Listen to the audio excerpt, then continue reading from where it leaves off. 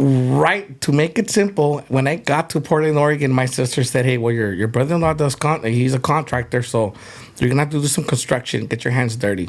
I said, all right. Well, I was tall, big, I was built, so it wasn't a big deal. And then until I started working there, some of his helpers were like, hey, man, they used to call me little Chicanito. They're like, Chicanito, hey, cabrón, don't you have papers?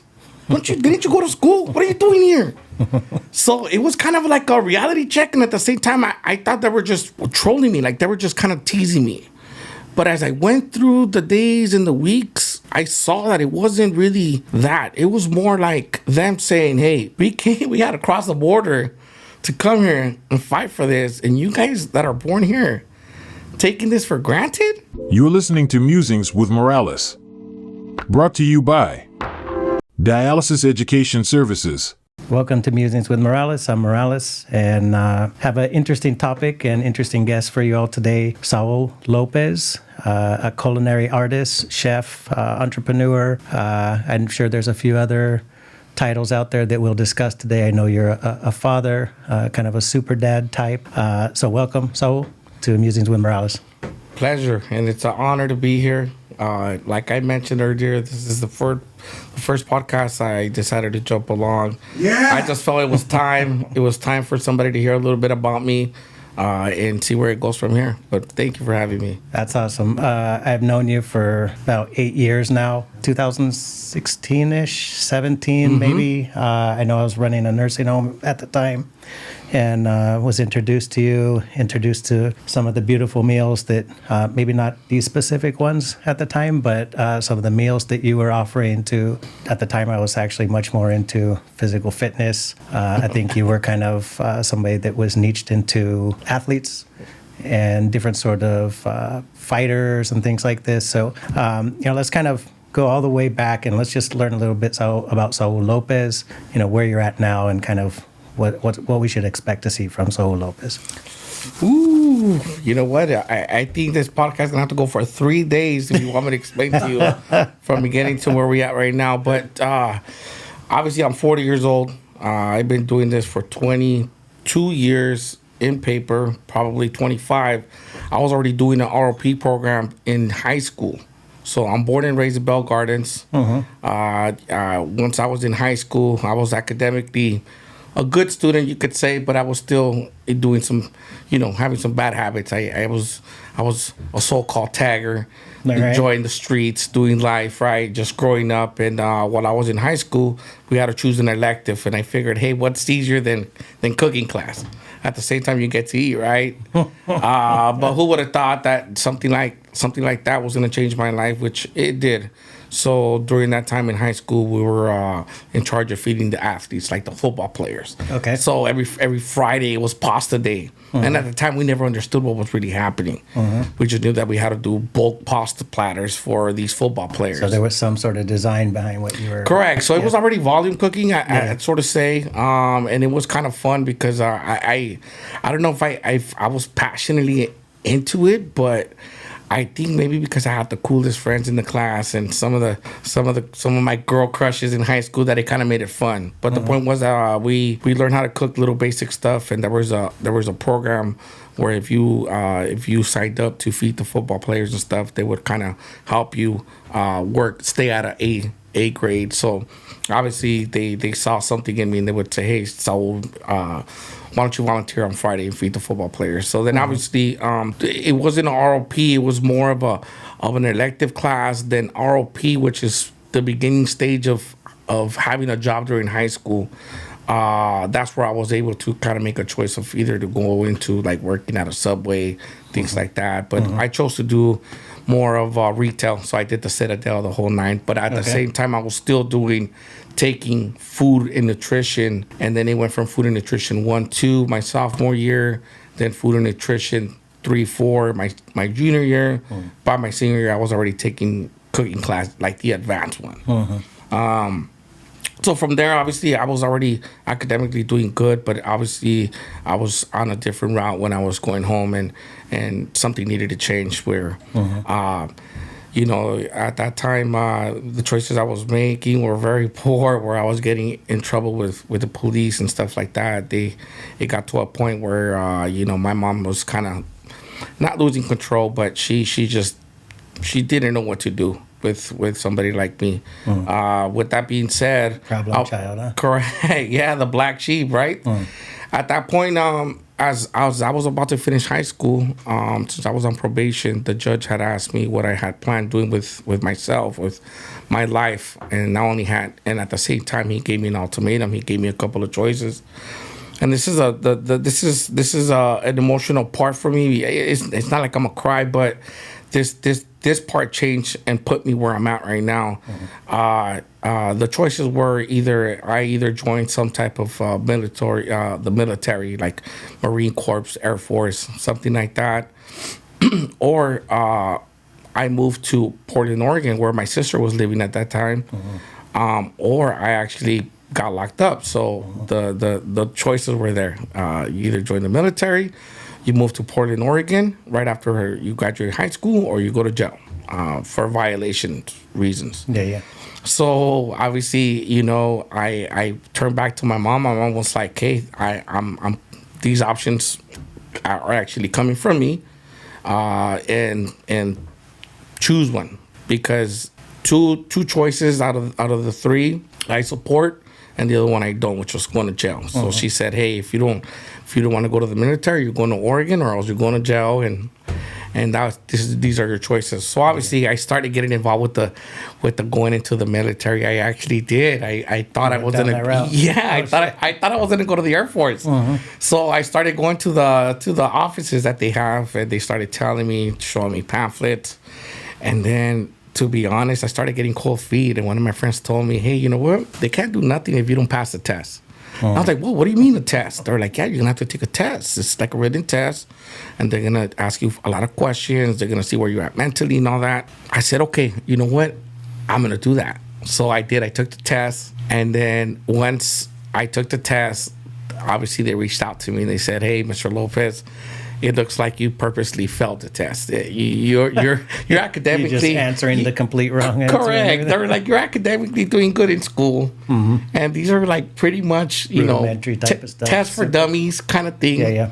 There's really not a lot of skill level going into these answering these questions, and you missed a bunch of them. Like you put something in there, so we're gonna have to report this to the judge." So it went back to the judge. The judge was like, "Hey, Mr. Lopez, I told you that this was a serious thing. This is not a game. So now we're gonna remove that option. So now you either go to jail or you move to Portland, Oregon." Yeah. So I did. I had no choice. I graduated. They gave me like 2 weeks till I had to relocate, and I relocated and I moved to Portland, Oregon. So right after high school, 2 weeks in, graduated, got to see my friends, enjoy them for a little bit, and I had to relocate to Portland, Oregon. All new setting.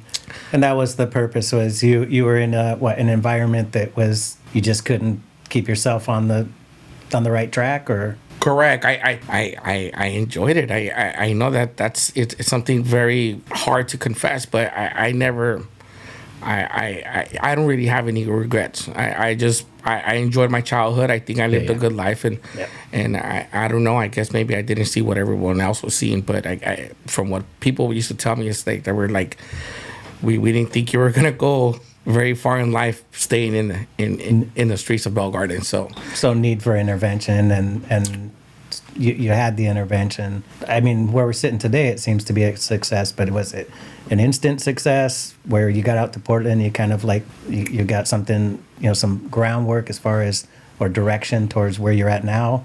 Kind of what's the in-between there? Well, no, you know what? In a quick story, I remember one time getting pulled over by a cop. Me and a couple of friends did. They started crying immediately as soon as the cops got there. I didn't cry. I took it in. They took us to the police department. They set us down. The two guys were crying. They were actually the first two to get picked up by their parents. Oh, shit. So they left crying, even crying, right? I wasn't even crying. Even the cop was like, You're a fucking tough guy, huh?" And I told, Don't say their names, or you're gonna ruin them. no, forever. no. I know, and you know what? I told you, I never forget that moment. And then as soon as my mom walked in, everything just came down. I poured down, and the reality is, I feared my mom. Oh, yeah. I probably didn't fear the cops at that time, but I feared my mom. And I saw that look, and I knew what was coming to me. And at the same time, those kind of things are what reminded me that I didn't come from a broken home, any kind of abuse. I didn't come from the ghetto. Bell Gardens is not ghetto. I had everything I needed as a child. Brand new shoes, Super Nintendo. I mean, we lived in a 2-story home. We lived really, real good. So it wasn't like I could be telling you, oh, it's, I come from the streets. It wasn't. So I knew that maybe I was just into something that was a phase. And at the same time, like I said, going back to Oregon, when I got there, I knew that I could handle something like that I could handle being in a new place. Yeah. Right, to make it simple, when I got to Portland, Oregon, my sister said, hey, well, your brother-in-law does he's a contractor, so you're gonna have to do some construction, get your hands dirty. I said, all right. Well, I was tall, big, I was built, so it wasn't a big deal. And then until I started working there, some of his helpers were like, hey, man, they used to call me little Chicanito. They're like, Chicanito, hey, cabrón, don't you have papers? Didn't you go to school? What are you doing here? So it was kind of like a reality check, and at the same time, I thought they were just trolling me, like they were just kind of teasing me.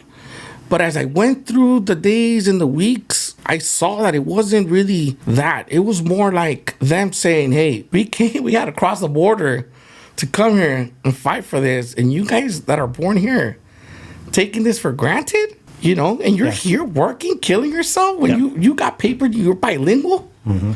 So it started getting a little bit intense because my brother-in-law started giving me a little bit more of a willpower. Like, hey, you don't have to do that much. Or, hey, you don't have to lift that. Hey, take another break if you want. So now I started looking weak amongst that team. Yeah. They were like, oh, that's the little golden child. You're lucky your brother-in-law's the boss, kind of attitude. Yeah. And I didn't like it. And guys, just real quick, just to remind everybody, Portland, Oregon, it rains half of the year. That's right. And it's the norm. It's the norm there. And you know what? I didn't understand that part because it's normal. And here it fucking rains, and I swear California collapses. The only thing that's predictable is an accident, right? Oh, for sure. So I out there, if it rains, you figure construction, OSHA's gonna stop it. That's not how it works. Yeah, that's not how it works. You work in the rain. So this is where it all hit. So long story short, through all that time, I finally go and I tell my sister, I'm not gonna work with him anymore. I don't want to do this. This is not for me. She says, look, I'll give you a week to find a job. I'll give you a week. But if not, you're going back. You're not here in good terms.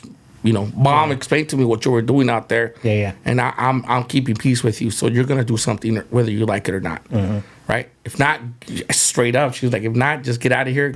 Blah blah blah. Yeah. So as I'm going to job interviews, I was even going to Target, like Safeway, grocery stores. I was just trying to do some local retail. Yeah. I was on day number 5. And finally that morning, I'm watching TV, and the good old infomercials come out. The ones that are you just sitting at home? Yeah. Are you doing nothing? Well, take a tour at the Cordon Bleu. That's right. Dude, and I swear to you, when that happened, I honestly was more curious about the part that after they said, take a tour at the Cordon Bleu, and you get a free gift basket on your way out. I was like, whoa, if I take a tour at a culinary school, what kind of gifts do they give? At least, right? No matter what. Yeah, I'm like, I'm going to walk out with cookies or some pastries or something. So I wrote the number down, got it all down. And then I looked at another culinary school, that program that they had there, because I had already tied it in with what I was doing in high school. So I took 2 tours in one day. So I went, I think it was like Art Institute of Culinary Arts. And then there was Le Cordon Bleu. So then I took the tour at one. Obviously, I didn't get a lot of hospitality there. There wasn't a lot of loving.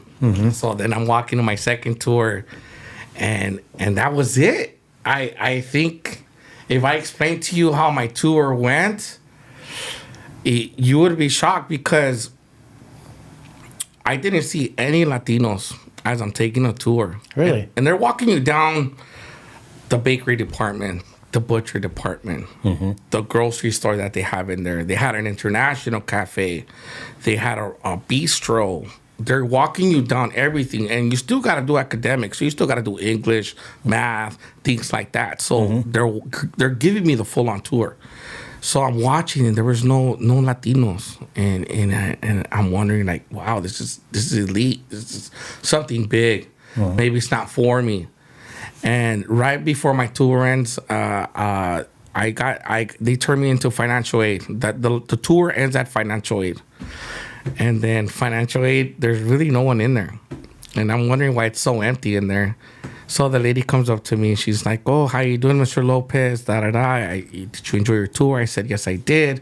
Everything's fun. She said, hey, do you have any interest in being part of the Cordon Bleu? And I said, well, you know what? I never did any research, so I don't really know what I'm going to get myself into. She's like, well, I want to have a conversation with you about that. I'm not going to force you to walk in here. This is not like a sales pitch, but, I think we could help you. And I said, well, okay, well, let's sit down. I got nothing to lose. Mind you, I got 2 days to find a job. So I stood there. I talked to the lady, and I still remember her name. Her name's Gloria. She sits down. She asks me where I'm from. She hears my little accent and everything, and she's also Latina. She says, look, Mr. Lopez, I'm going to be honest with you. I could get you a lot of grants.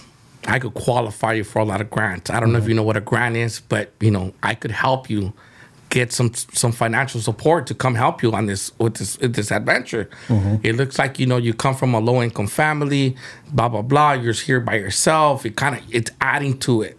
You fit for the criteria. Yeah, so I'm like, all right, cool. Financial aid, that's going to help me. I kid you not. I sat there with her for an hour or two. I did not understand anything she was telling me. I fucking didn't. My question was like, listen, how much does my mom have to pay, or how much do I have to pay? Yeah. To come here. I think that's the question. How much do you need right now? I'm looking for that too. Yeah, because I told her I don't got no money right now. I don't know if I need if I need to have $100. I don't have anything. Right. So she was like, no. Did you not understand what I just said? And I said, no, look. I said, look, I didn't prepare myself for anything like this. So just lead me to it. She honestly, this is off record. She tells me, hey, look, I get out of work in 30 minutes. Do you mind meeting me across the street? I really want to break it down to you. So I did. I told her I got nothing to lose. Once again, she met her across the street. She was like, hey, listen, I don't know if you understand what I'm trying to tell you. She's like, you're Latino, Mexican, by yourself, from California. You have a sister that lives here. I'm going to get you so many grants. You probably won't even have to pay for this school. Wow. Yeah. So, but at the same time, you are gonna have to work for some of them, because some of them grants you qualify for a grant, but you have to be halfway in when they send the check to the school. Yeah. And then you have to meet this criteria. Like, you can't have so many absences. Yep. All these things. So I'm like playing. So I'm telling the lady, Gloria, I'm like, hey, whoa, those are hard things. What if I don't like the school? She's like, well, no, of course. It's so culinary school's a little bit different. Culinary school, they take their first half. So if culinary school's 40,000, they take 20,000 in the beginning. Okay. And they take the other 20,000 halfway through the program. Right. And culinary school is not like what people think. It is full time. It's Monday to Thursday, full time, 8 hours. Friday is exam day. So every Friday, you just go in there, take your exam, and you go home. You're done. All right. Okay, so it's full time, 18 months. So we're talking about 2 years. Yeah, it's intense study. And that's for an associate's. So I obviously went for the associate's program that they had there. How old were you at that time? I'm 19. Okay. I'm actually 18. Okay, I'm 18 years old. Once again, I don't really know what's going on. So. And what year is this? Believe it or not, let's do a quick memory for 9/11. I actually moved to Portland, Oregon on September the 7th of 2001. Okay. 4 days before 9/11 hit. I know everybody. I know we don't really have to touch that subject, but I do want to remind everybody that I still remember that day. I'm 6 years older. Yeah. All right. So 18. Yep. There, take the tour. 9/11 hit the following week. 2 weeks later, I'm at that school taking the tour. Yep. So Gloria finally says, "You know what? I'm gonna pretend to be your mother. I'm gonna pretend that I'm gonna do this paperwork for you. I'm gonna send you back with paperwork. Have your mom sign it. Yeah. You sign here. These are. I'm gonna This is trust just me. what needs to be in the boxes. Correct. So I'm gonna make it simple for you. I want to help you. It looks like I explained to her what was the reason I was there. I was very honest. I'm still very honest about my stories to anybody. So you know what? So there it comes. So it's September. Let's just say it's the 25th. My starting date is October 11th. 2001 For the program. I'm already signed in, filled out, you signed the dotted line. It was done. I went back to my sisters. I says, "Hey, it's Chef Saul now." So my sister's like, "No way, I'm happy for you." And shit, the rest is history. We honestly, my story needs to be put on paper because I think most of the people have hidden talents and they don't know. I had a hidden talent. I didn't know that. Was that?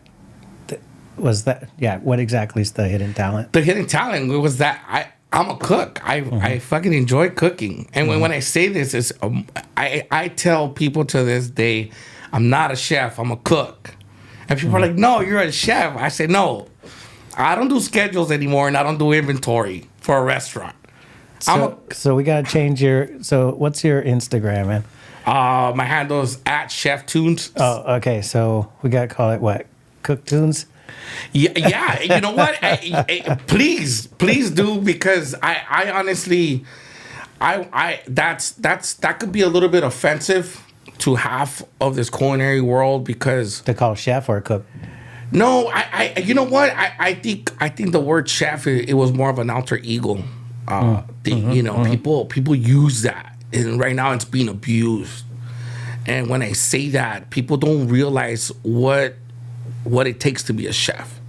And if I had to sit down here with 3 other chefs, we would all agree what a chef is versus a cook.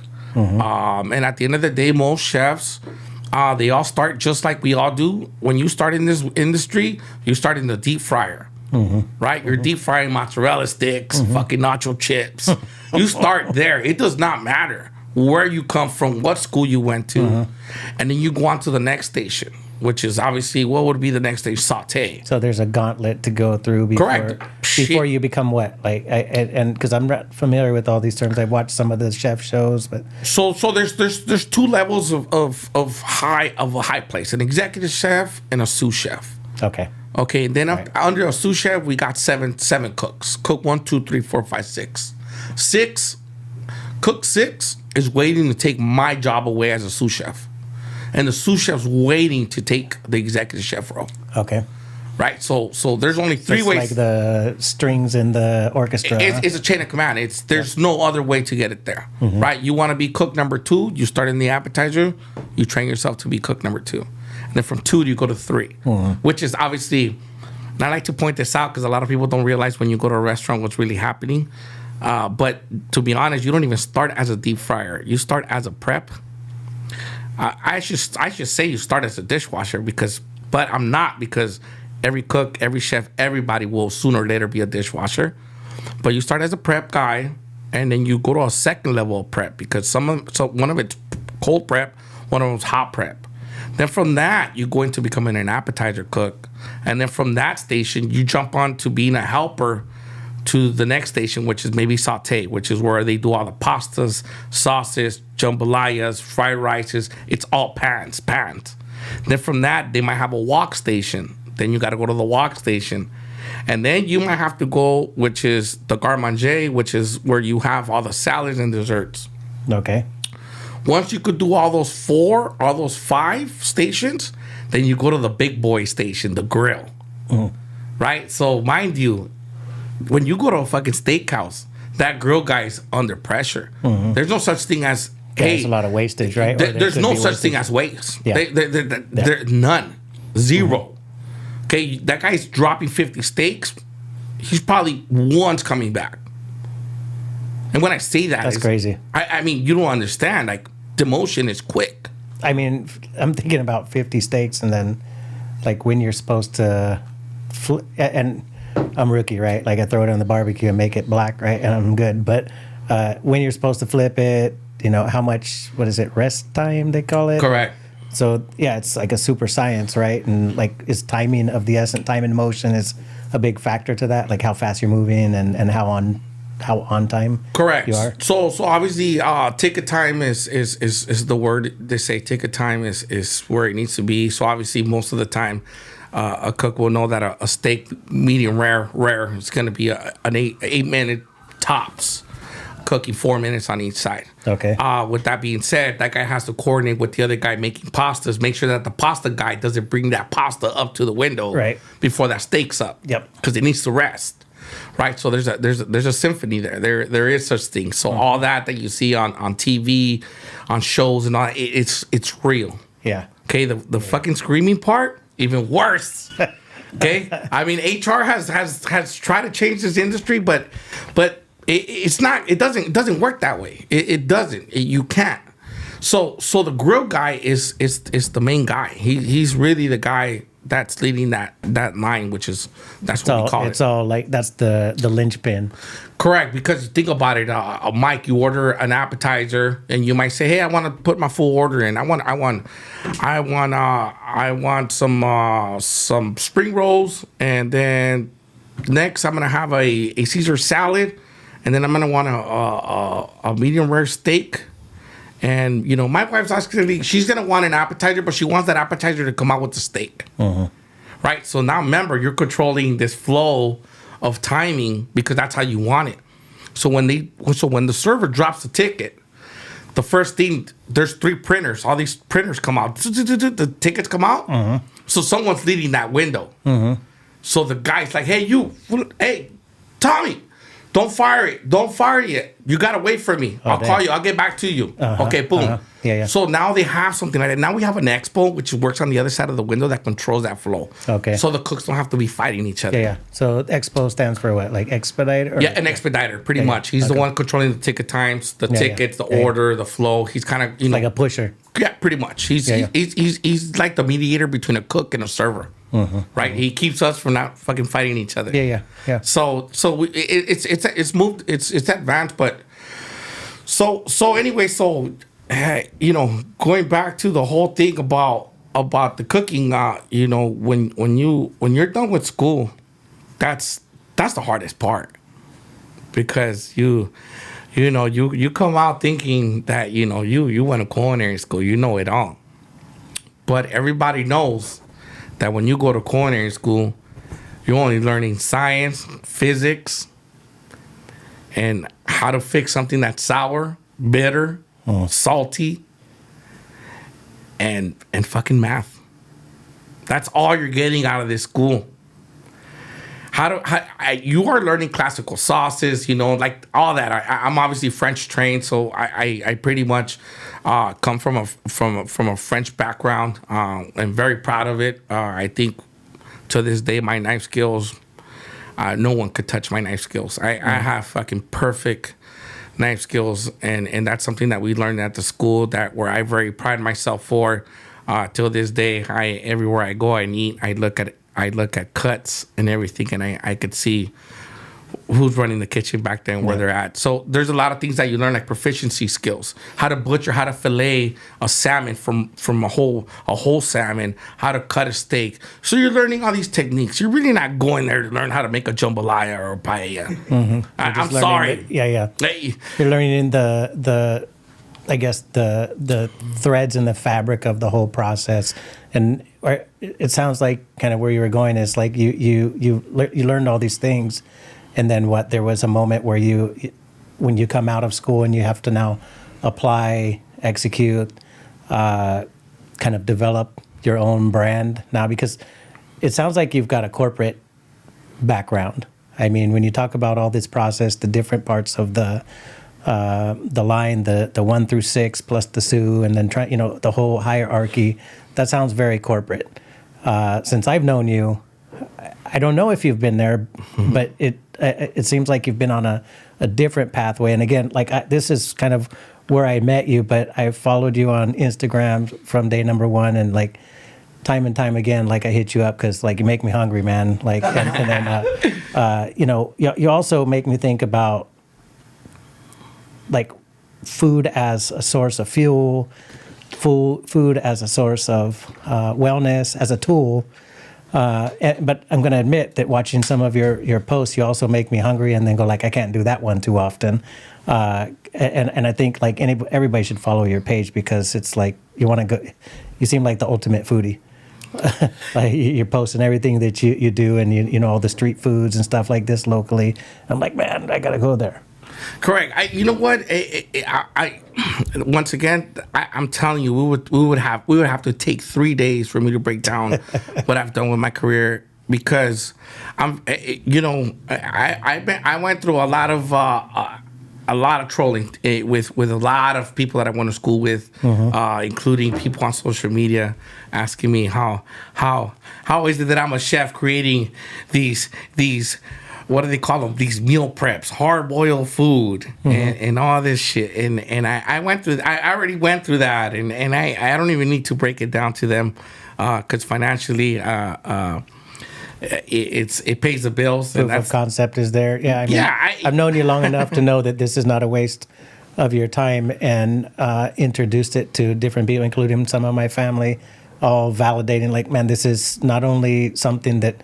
Well, tell us about is this your bread and butter? Is the meal prep kind of the main thing that you're doing? Because I know you're doing other things. Tell me about what's going on with Saul at this point, aside from meal prep or including meal prep, and how it contributes to the whole picture of revenue, taking care of family, building legacy, if that's what you're looking to do, having your artistry known and celebrated. Correct. No, obviously through my career, the first 10 years, I was forced to put myself in a position of learning how to be a cook first, learning cooking techniques, learning how to make a ranch dressing, to learning how to make soups. I did it all. I worked for, I did a lot of private resorts my first 5 years. I lived in Wyoming 2 years. Worked at a steak and potato resort. I went there for 6 months. Ended up staying 2 years. That just Wyoming. Shows, Wyoming. Sarah, shout out to Saratoga, Wyoming. Actually, life changing. Once again, I could even backpedal to how I got there, but the point is that I went there. Steak and potatoes country. They actually changed my career, and they have me in love where I'm at now, because that's where I learned how to cook steaks, the different cuts, how to butcher down whole ribeyes, whole tenderloins, things like that. And to top it off, the executive chef was Hawaiian. So we have a Hawaiian chef, and then we have a Mexican sous chef. So, I got to learn a lot from him while we're fusion going on. While we're having a lunch break. He's showing me how to make a good poke, and I'm like, yo, why don't we put that on the menu? He's like, we can't put that on the menu. I'm like, bro, this is fucking good, dude.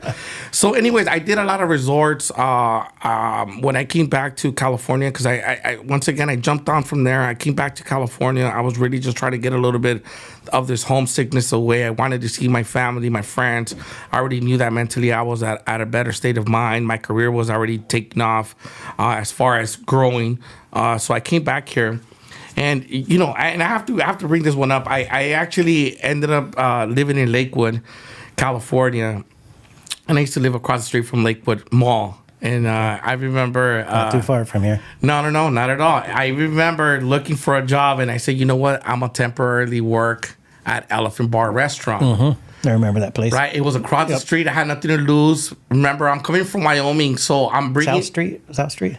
Yeah, it's on South and Candlewood. Yeah. Right? Oh, Candlewood. Yeah, Candlewood. Yeah. So I was coming back from Wyoming. I had a nice little savings, so I knew that I could live off my savings for a while till I found a real job. I was trying to go into the Ritz-Carlton, something like that, but it was very hard at that time to get in there. So I said, you know what, fuck it, I'm gonna work at Elephant Bar Restaurant. So then, boom, I started. They were like, hey, well, we don't got anything lavish. We got somebody on I think it was a walk station. So then they saw my resume. They were like, hey, just, you're way overqualified, but if you want the job, take it. I said, yeah, please. I just need a job. I would even take the part-time. I was even kind of prideful. I was like, I'll take the part-time. Yeah. Like, I was like, okay, well, that's fine, because that's how we start you off. So I started doing the part-time job. It went evolving. I mean, I kid you not, within a month, I got promoted to the next station. I was picking up. It was naturally in me. Got to the point, I think I was not even 6 months going in there. I had already found a couple of great jobs, and Elephant Bar was like, I told them, hey, look, guys, I want to thank you guys. This is my time. I'm leaving. Yeah. But there's no way you're leaving. What do you mean? You've been working yourself up. And I said, I know, but you know what? Not to disrespect you guys, but I went to culinary school. You guys. Yeah, and they knew that from the get-go. Yeah, like you guys are making me follow recipes. Yeah. I want to create recipes, you know? And they were like, well, what does that have to do? You're still gonna have to learn how to do P&Ls and do food costs and inventory and train people. What do you, don't try to disrespect us. And I was like thinking in my head, like, oh shit, these guys are standing their ground. Like they're saying, after that they said what they had to say. They're like, well, we're gonna offer you a position to open up Elephant Bar restaurants with us. Oh, nice. So I guess if you want to go, that's your decision. But we have one opening up in Downey. And they were like, so we want to make you part of the opening team. Closer to your pad. Well, I wasn't in Downey yet, but I was thinking, oh shit, I get to open a new restaurant. I've never been part of any of that stuff. So I knew that during that time, the holidays were coming in. So whatever job interview I had done, I told them, hey, I'm going to start in the beginning of the year. They told me, no problem. You're fine. You're right. The holidays are coming up. We're going to be slow. Yeah. Don't worry about it. Well, they were opening Downey during the holidays. There was nothing in that promenade. So obviously I said, shit, I got nothing to lose once again. My life's always like, I got nothing to lose. Yeah. So I ended up going there and boom, I opened this restaurant. It's all beautiful. I got to learn how to set up a kitchen, all this, train. I'm bilingual, so I was able to train all this.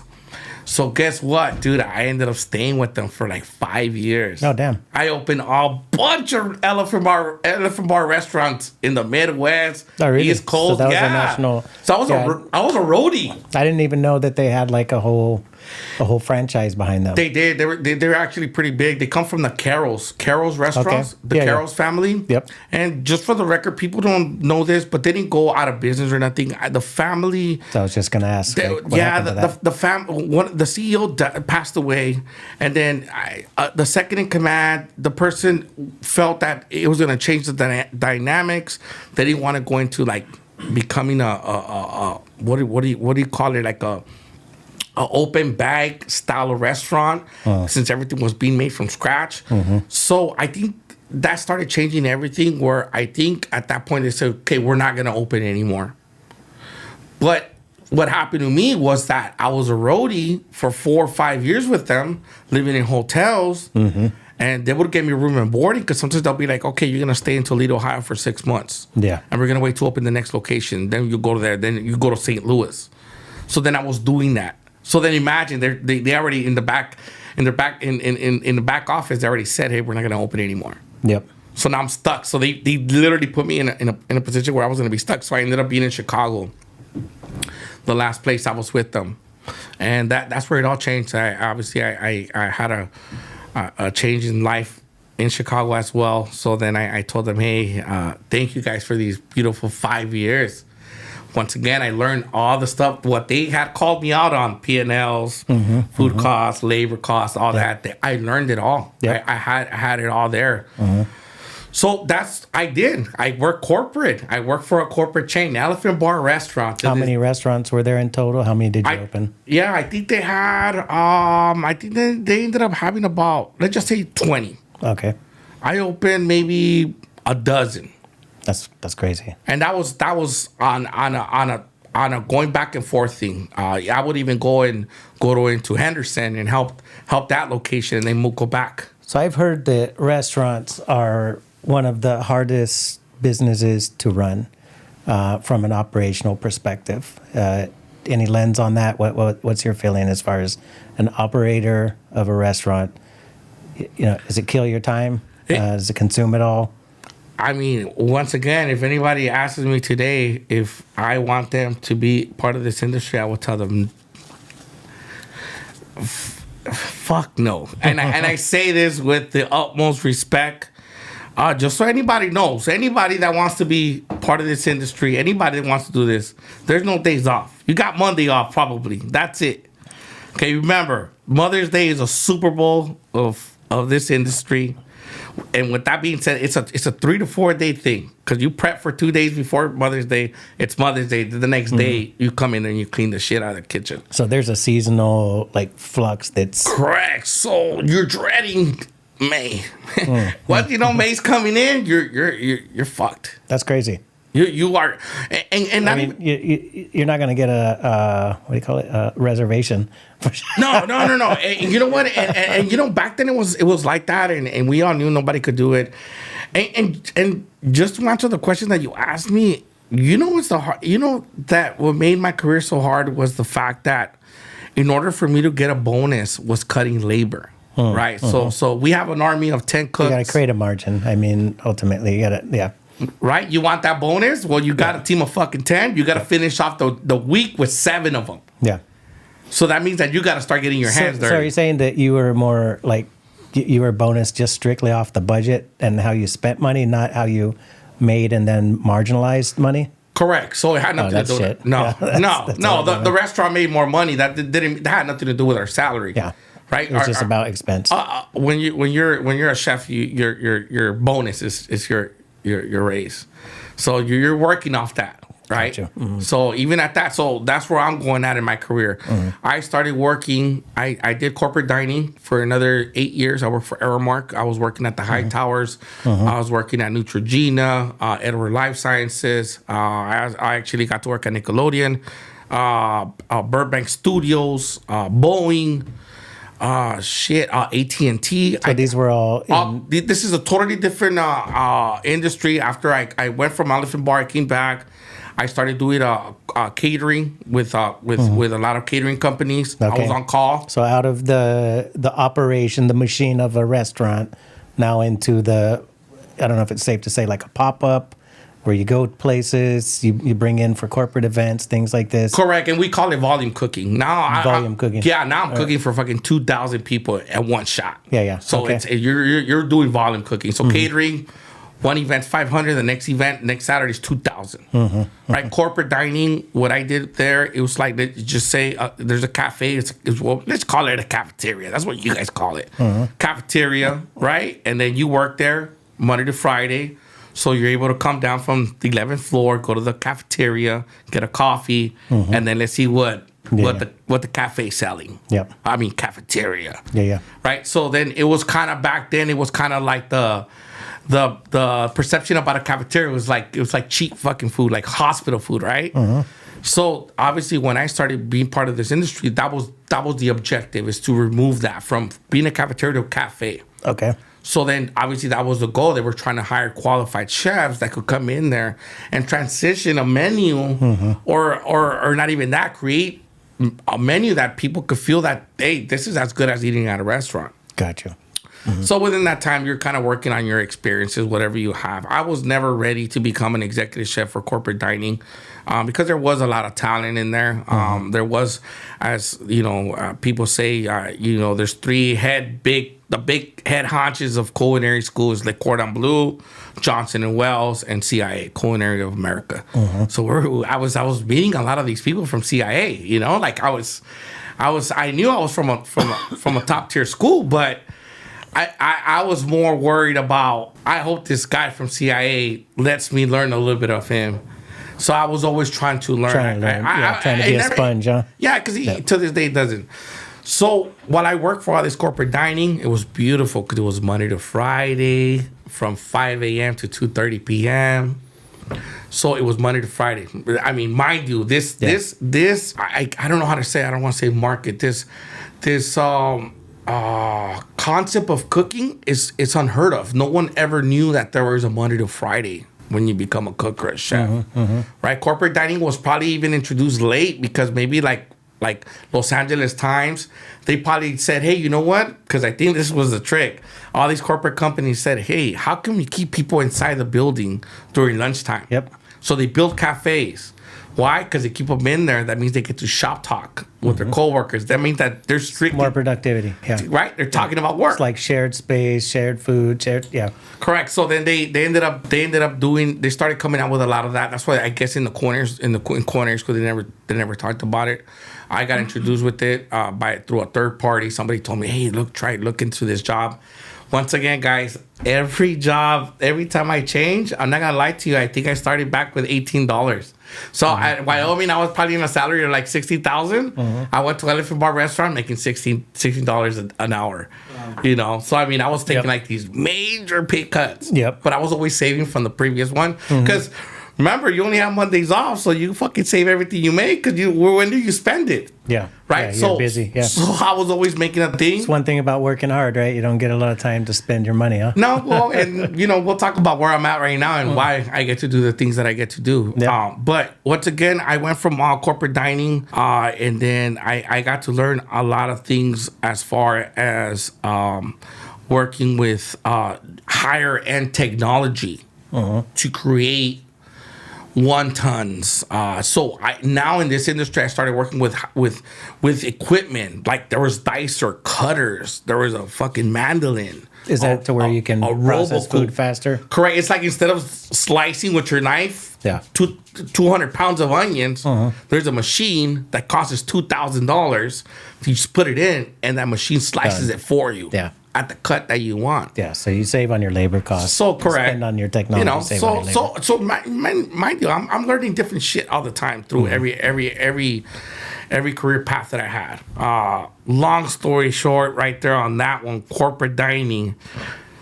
I already wanted to make another transition because I started working for a catering agency, and this catering agency, it's like working for an agency, a staffing agency. You're on call. And they give you the shittiest job sometimes. To get a gig, you gotta go, right? Yeah, and I'm not gonna badmouth the Anaheim Convention Center or Disneyland because a lot of my high volume skill level comes from there. But I would do the convention center. And they would have a convention for 3,000 people. And that day, all I did was 3,000 Caesar salads. Wow. Oh wow. The next day, I would make 3,000 turkey wraps. And then the next day I had to go, I would make 3,000 cups of clam chowder. So I'm like doing volume batch cooking. Yeah. The same thing. And mind you, at the same time, it's a convention center. So some of the product was already pre-made, pre-cut, or kind of half cut, or it wasn't. So you're working with prep materials. Correct. Yeah. So and once again, it's an agency that focuses on employing cooks, bartenders, and servers for this industry that has no labor. And they would pay us shitty. They would pay us like $13, $14. Oh, wow. But they would charge the client $32. Right? So this is how these companies were making some money out of us. Right? Yep. So per meal, you're saying they would charge like $32? No. Just think about the labor, just my hour. Oh, they would charge. Got you. They would say, so there this was guy, a food plus the cost of labor. Correct. For me, remember, I'm getting call. Okay, so the cost of catering, I guess it is. Right? Yeah. It's like the agency was making money. Like it was like. So I like I'm always thinking business, and I'm just like going, oh, that's like staff. Like you said, that's staffing with. All right, let's keep going because I want to. We've had some recent conversations, and I think over the last few years, actually, we've talked several times about kind of movements, and let's come from the catering the volume cooking, how many steps before, or what are the steps in between that and then where we're at today? One of them, and this is where it's going. So from that agency, I ended up working X amount of hours to be able to do residential cooking for these private homes in Newport Beach. So that's why I was doing these Anaheim convention centers, because it wasn't about me doing 3,000 salads. It's about putting in the hours so I'm able to do these private homes at Dana Point, Newport Beach, all that. So I started working there because I ended up doing 500 hours. So I was always volunteering. Yep. Once I got into those homes, I was able to kind of show my talent to these families of all these 15 years of what I've done, to say, hey, look, I'm a chef. I just work at this agency to cover it up as a cook, but I'm really a chef. Can I make you a meal right now? And I pretty much, I fucking just handed my own business card and I said, hey, if you ever need a chef, call me. So that's how I left this agency. But I was already doing corporate dining. Mind you, Monday to Friday, 5 to 2 p.m. I get a phone call. Hey, chef, I got a friend that's going to open a restaurant in Downey. It's called Joseph's. Oh, that, right? So this is where it all began. So I always see you posting there. I gotta hear the story now. That's Joseph's is my baby. I want to send a big shout out to the Simonian family, to Simon. I had to do a tasting. I did the whole thing. I mean, obviously, I was offered a position there. They were going to open a restaurant. It had a lot of ties as far as if I wanted to be a business partner and things like that. So I don't want to disclose that. I just want to tell people that, these new opportunities came up to me that I didn't understand as well. But first I needed to get the job. So, obviously they were like, hey, we want to get a chef. We got to do a tasting. We're going to invite, X amount of people here and, just do your thing and blah, blah, blah. So of course they rented a kitchen. I went in there. I did my show. I did everything that I do. I just did it, and they were in love. They were like, "Wow, this is perfect. You're fit for something like this." Mind you, I didn't know what I was really getting myself into. I knew I could fucking cook. So, long story short, Joseph's was the brand that branded me. They were the first. I didn't know this, Matt. So that whole menu is Saul Lopez? Correct. So, oh man, So I just see you posting, and like I said to my lady a couple of times, like, oh, let's go over there. Like I seen people smoking hookah, stuff like that there, and I think it turns into a club too, right? Correct. So we'll go to that moment then while I'm not there anymore. But once again, they were the ones that kind of set it all up. Chef Tunes, just so everybody knows, it's not my name. It was actually a cooking show on YouTube. Oh, if you search on YouTube Chef Tunes 1. You'll see that I had a cookie show on YouTube. I probably have about 30 videos loaded. Oh man! So it wasn't welcome to Flash in the Pan with your favorite Chef Tunes. It was welcome to Flash in the Pan. Because it was Flash in the Pan. Yeah, there you are. And then it was like, welcome to Chef Tunes. And the reason I created the Chef Tunes thing was because I used to put music in the background. Hey, man, are you Filipino? Are you sure? No, you know what? I'm probably look fucking Filipino in those videos, man. Till this day, I still question. You see it? I still question my mom. She don't really answer me back with a lot of those things. But whatever my mom did, it's all good, Mom. I still love you. Shit, I don't know. If you're out there, shit, there's some back pay you need to get. So. Obviously, Chef Tunes was adopted in that form. It came out of the cooking show. I introduced it on YouTube, and then people started saying, yo, Chef Tunes, Chef Tunes. So then I was like, yo, well, I think I'm fucking Chef Tunes now. I'm Chef Tunes. But the show was called Chef Tunes. So that's how it all came. Then Simon started calling me Looney Tunes, tying it up, but everything came from there. So once again, Joseph's Bar and Grill in the city of Downey on Downey Avenue, next to Portals. Yep. That is the brand where it all started. That was the first people that actually gave me this boost of where I'm at in my career, and I'm so thankful for that family and for that whole team, not just that family. It's you guys know and you guys see. People still like, yo, Chef, aren't you a little too old to be going to Joseph's? And I tell them, hey, look, everybody has their local bar that they go to, their hole in the wall. That is my hole in the wall. Yeah. So right? is that still if we went there and ate today, that menu is still It's still gonna be there. You know what? influenced by I know that right now that the person that's leading their kitchen, he was under my umbrella. So I'm gonna assume he's still following the recipes and the things that I left behind. And you know what? And going back to, you had asked this question like about the industry, how it works, guys. Ever since social media came in, restaurants are only fucking popping for 2 years. After that, it all dies down. Is it because of like a viral phase or something like that? It is. Unfortunately, social media has hurt businesses, and it makes them and it breaks them. Yeah. Something like Joseph's, I think, on a personal level, this is why I continue to be very supportive of them. When I left them, I was unhappy with the reason of what was happening, that I felt that, the restaurant had chosen a DJ over a chef. Okay. And because we didn't start with a DJ there, it was all gourmet, tables were booked, everything was always busy. And then we slowly said, hey, well, you know what? No one's dining after 10. Let's fucking make it into a club. So, chef, we're not affecting your dinner sales, nothing. We'll do it at 10. Then it just started slowly at 9 o'clock, started getting a little loud. Creeping into the, gotcha. So all my regular locals were like, yo, chef, I don't want to go there. My dinner's done at 10. I still want to continue to sip my whiskey, but your fucking DJ's out there playing some loud music. Yeah. So, I'm back in the board over there, fighting. And then, let's be honest, the biggest profit margin for any business is alcohol. Right. So as long as people are consuming, so they were like, look, chef, well, you know what? Drive the alcohol sales. And, we're helping yourselves. We're helping yourselves with the 10 o'clock thing. So don't complain.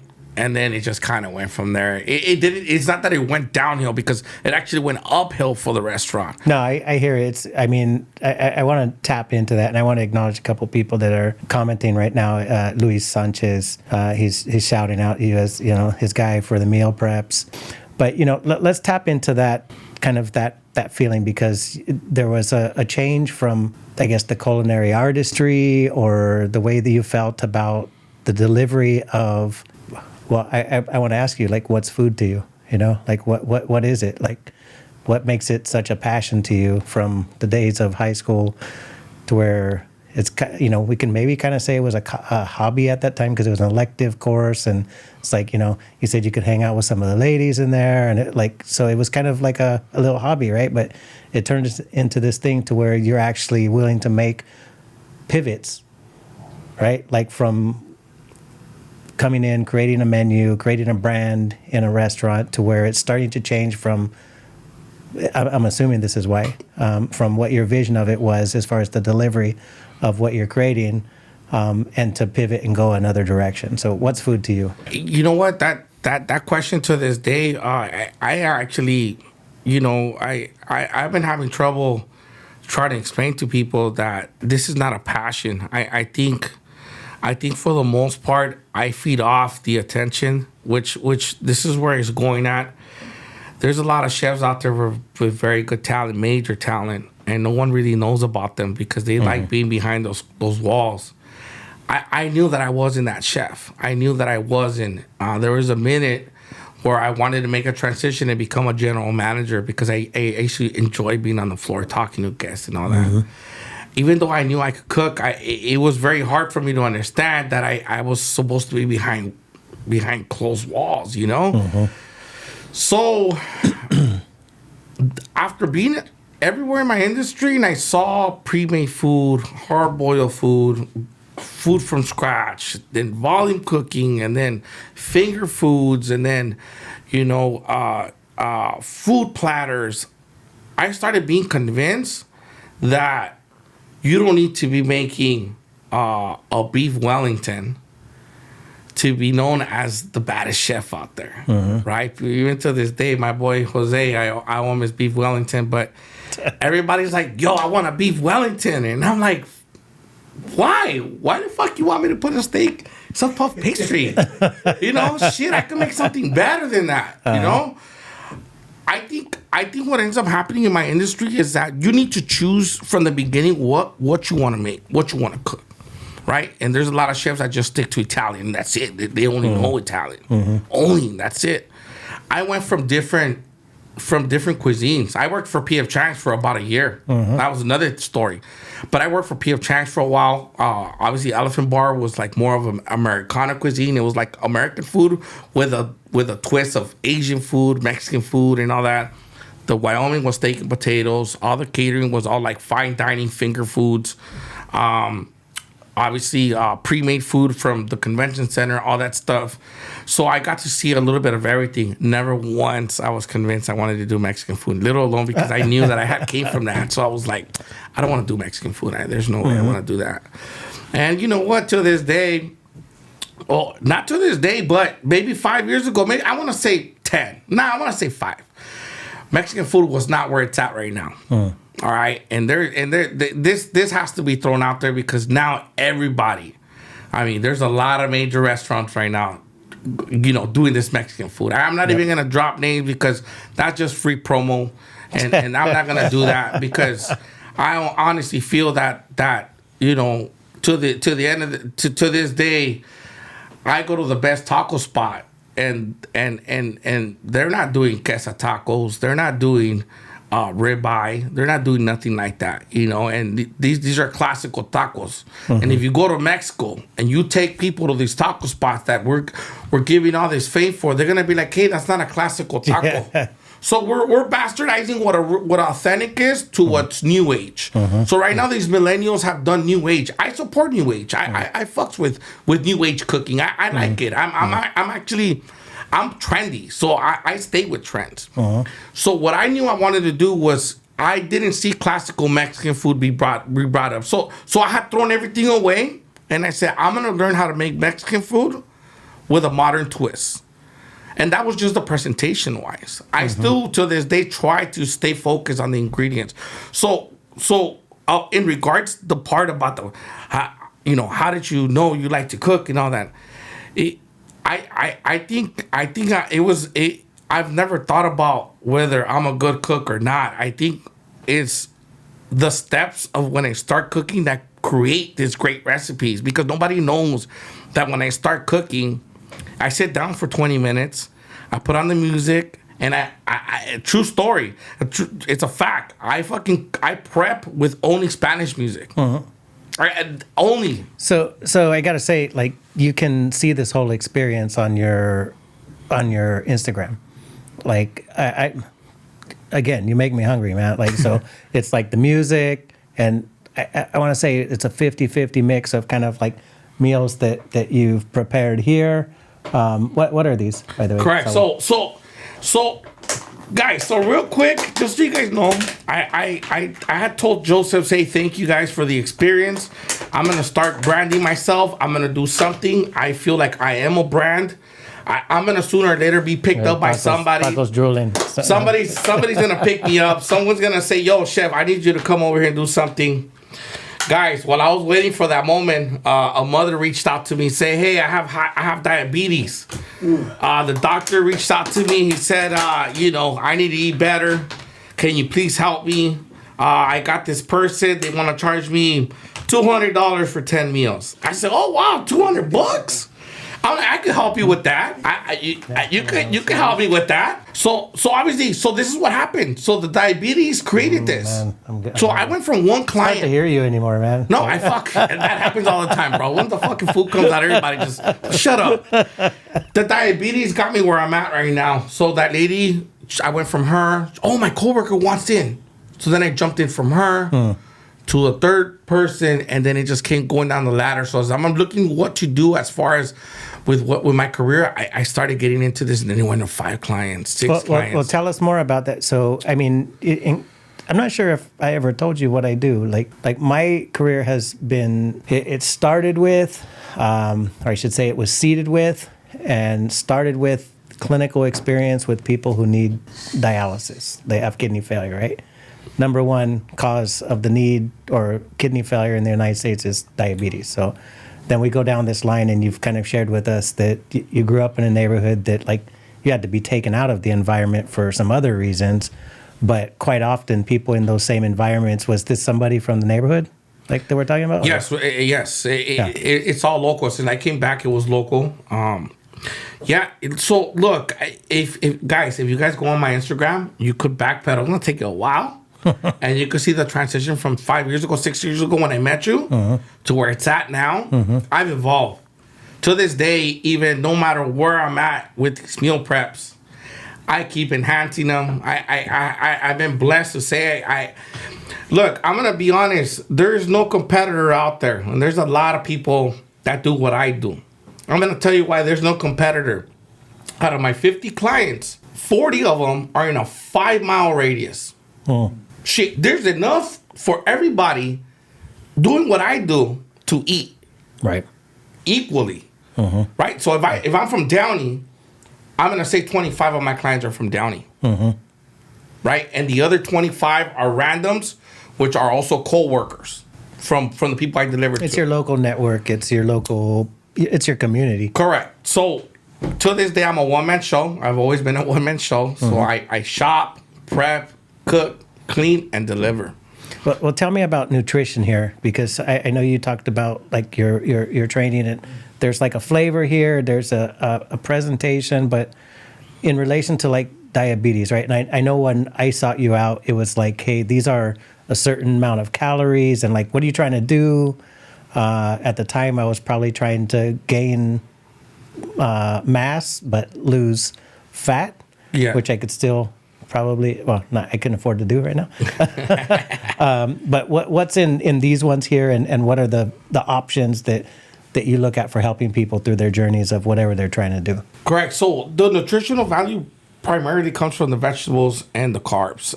Carbs can be healthy. A lot of people have a perception of saying carbs are not healthy, but they're totally wrong. Carbs repair muscle. And once again, I'm not a nutritionist. I do work with a nutritionist, so I do have support on what I'm talking about. But as far as the vegetables, I cook with all vegetables. That's what actually adds to what these meal preps are pretty much formatted as far as why people are doing this program. Most people, they're going through health conditions, health concerns. At the same time, they're trying to go on a better route on eating. And the fourth one, metabolism, digestion. People can't even poop nowadays. Yeah. Right. So that's my job. My job was to kind of go on Google and figure out what to do. So obviously, I went on Google. I just figured it out, and once again, everybody still asks me, Chef, how do you know how much carbs and how much grams? And look, it's Google, simple. You go on Google, you could Google 6 ounces of chicken breast, 6 ounces of thigh, how many calories it has. It's a universal find nutritional values. Correct. Yeah. So I started seeing that the concern was going to be more of not just the carb, but the portion. Yeah. So portion control is healthy. Yeah. Right? And until this day, I still say the same shit. If we could all eat a Happy Meal, we would be good, because a Happy Meal is about 500 calories. Really? Yeah. Right? Yeah. Wow. But it's because we're gordos. We want to supersize it, Yep. you know? Yep. So, and you saw McDonald's got shut down with asking if they want to supersize it. Yeah. Now they started putting the nutritional content on the menu, Yep. like every other restaurant in California now does. Yep. You know, we're literally, we're trying to say, the industry got me fat. My diabetes is at its worst. My cholesterol's high. My blood pressure is high because of them. right. Right? But it's more about the choices that we needed to make. So this is my thing. This is my program. It's 5 meals. 10 meals, 5 options for X amount of money. Right? And the concept is they're 500 calorie meals. So that's one thing that people are looking at today is like, how many calories do I take in? How much calories do I spend on a daily, right? Correct. And depending on activity level, some people are not putting out many calories. No. So what's is the meal plan that people are working with you on, like 3 meals a day? Is it sometimes more? Is it based on their activity level? Like, how does that work? Well, look, I tell the people the realistic part about it. I'm like, hey, listen, if you want me to drop you 10 pounds in 2 weeks, just let me know right now. Okay, if that's your goal, you need to tell me right now, because we're gonna cut you off all the carbs. I'm gonna cut you off all the carbs. I'm gonna Go, man. I'm gonna change you to your chair, and you're fucking gonna be eating ice cubes half of the time. Oh, what? All Right? I mean, I'm all sorry. you're just being super. You know, all right. no, So you I know. can't eat this stuff? No, Do that? Damn it. this is the thing, right? It's 500 calories, right? I think the formula says every man could consume 1,800 calories, a woman 1,500 calories, right? If you're a man, right, and I'm giving you 500, that's 1,000 that I'm giving you. Yeah. Okay, your breakfast, you did it yourself. Let's assume you're active. You burned all those calories through the day. Okay, so you're still at 1,000. But you still like to drink your coffee, shit like that. So if you eat lunch and dinner with your little breakfast that you prepare yourself, I think you're following a guideline already, just with calorie count. Okay, now people go to these transformation gyms. They go to the fitness places and they start breaking it down into macros and all this. Yeah, and I'm okay with that. That's the thing. It's like, I want to tell people the reality of why they're doing this. I'm saying, hey, look, if you eat Jack in the Box, if you eat one of these, this is gonna help you digest the Jack in the Box that you ate earlier.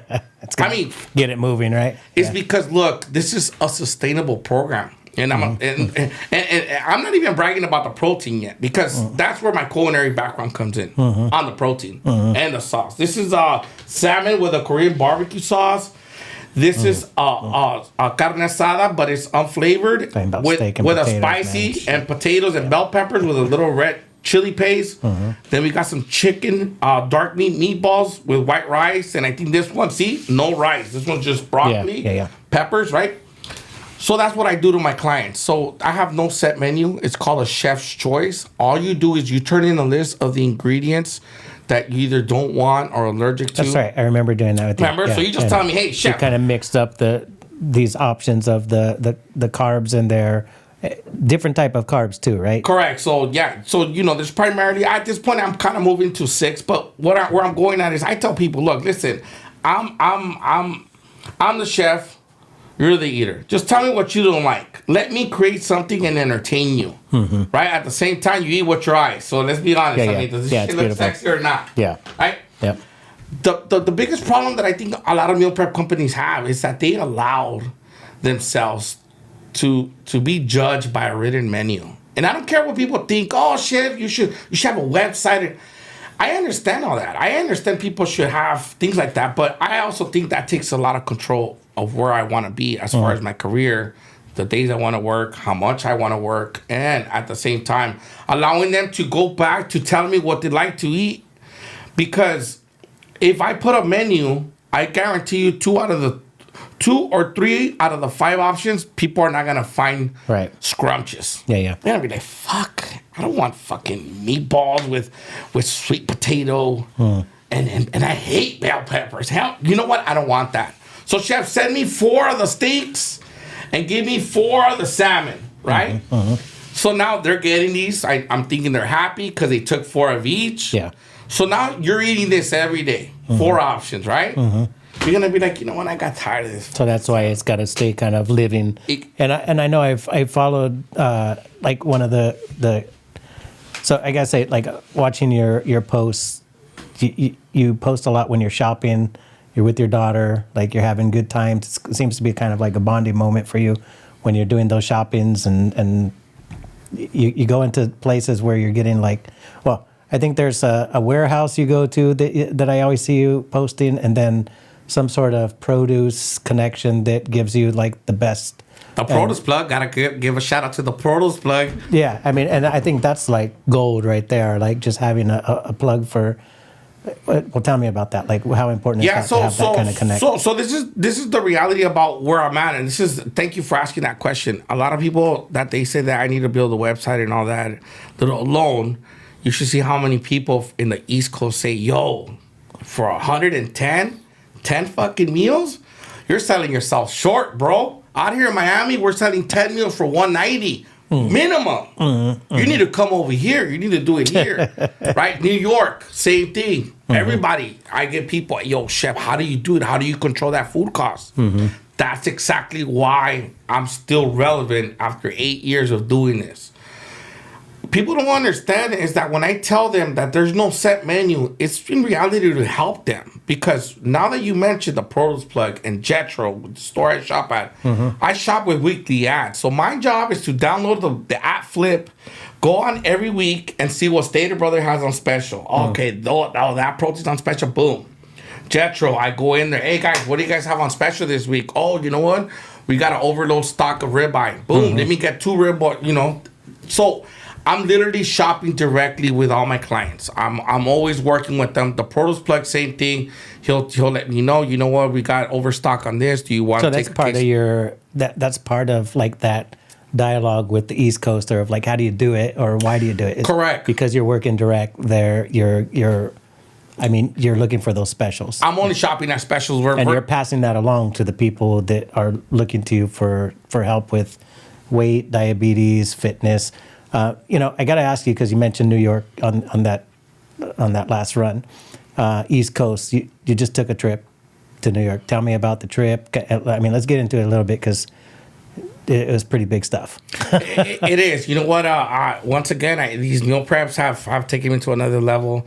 When I started doing this program as well, I was hit up by a family saying, hey, you know what? We're working with professional boxers. You know, this is something that you should bring in here and introduce it to us and see what you can do, you know, and everything. I was super excited.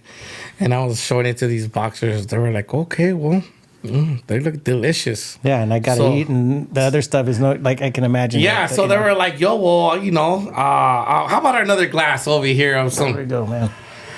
Hey, you know, they already know me here. Our eyes went right to the same spot. You know how it is. Utensils we don't have. Yeah, you know.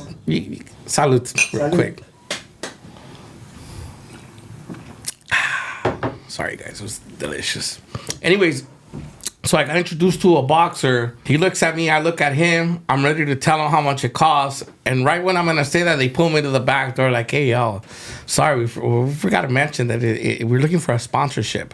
I was like, a sponsorship? What do you mean? They're like, yeah, we need somebody to help this boxer get to his next level. So we're looking if you could probably sponsor him with meals. But, dude, I didn't know how to fucking tell him, like, hey, I'm not making money right now. I need to blow up. Like, you got to float that by yourself. That's a tough ask. How am I going to support somebody when I need support myself? Right. Yeah. So I knew I couldn't do that. You know what? I'm going to be honest. I'm a very generous man when it comes to things like this. But the reality of what I wanted to do was to see if this program actually works with somebody like him that's working out all day. Yep. That's supposedly going to be disciplined. Yeah. So I wanted to kind of take that perception of results. You know, because some people are like, yo, I've been eating your meals and, you know, nothing has happened. And I'm very defensive. Shit, right? Like, fucker, I know you're still at Starbucks. Yeah. Fucking lie. I see you eating at rallies. Those are 3 meal replacements right there. Those are not 3 meals. You know, so I'll admit, like, I'm guilty of that. Like, I've been through many of your meals, and like I've probably, you know, been on like 3 a day. Well, those are the 3 in betweens. Seriously, because like the portions, and I don't know if you remember a while back, I was kind of like a little big, probably about the same weight, but it was kind of like all mass. And these would be like the in betweens, you know, 500 calories on, but I would still do that other stuff, like you said, like I go to Cane's, right, and just get like I forgot what they call it, like the six-piece thing, like the big box or whatever. Jesus. No, and you know what? But that's the reality. Dude, this is why it's a sustainable program. I encourage people to still live their life, do whatever they got to do. At this point, I'm going to be honest, I think half of my clients could say that they do this more as a lunch purpose, as more of a lunch purpose than we're a convenience. Instead of having their wife make them lunch, now they have it. But going back to the New York thing, guys, after 6 years of investing into the boxing industry, everything, I decided to kind of go back door knocking in the industry because I had a little bad taste in regards to what was happening in the industry. And we all know 95% of the boxers are poor. The other 5% are rich. So it's kind of real hard to get what you want. It's blue collar before the you know, and not just that. I mean, I guess when people, the reality is if you're gonna sponsor or give something don't expect nothing in return. So is that what you did? You did end up sponsoring the meals? Yeah, for I did. boxer? I started working with some boxers. To this day, I have a few that I'm working with. Now again, I've been working with a couple of them, but I want to do pro amateurs. I want to go for the. I got a boxer right now. Up and comer. Yeah, he's like 16 years old, 17. I've been working with him since he was like 12, 13. So that's where I want to see. I want to go back. I want to give back to at that point.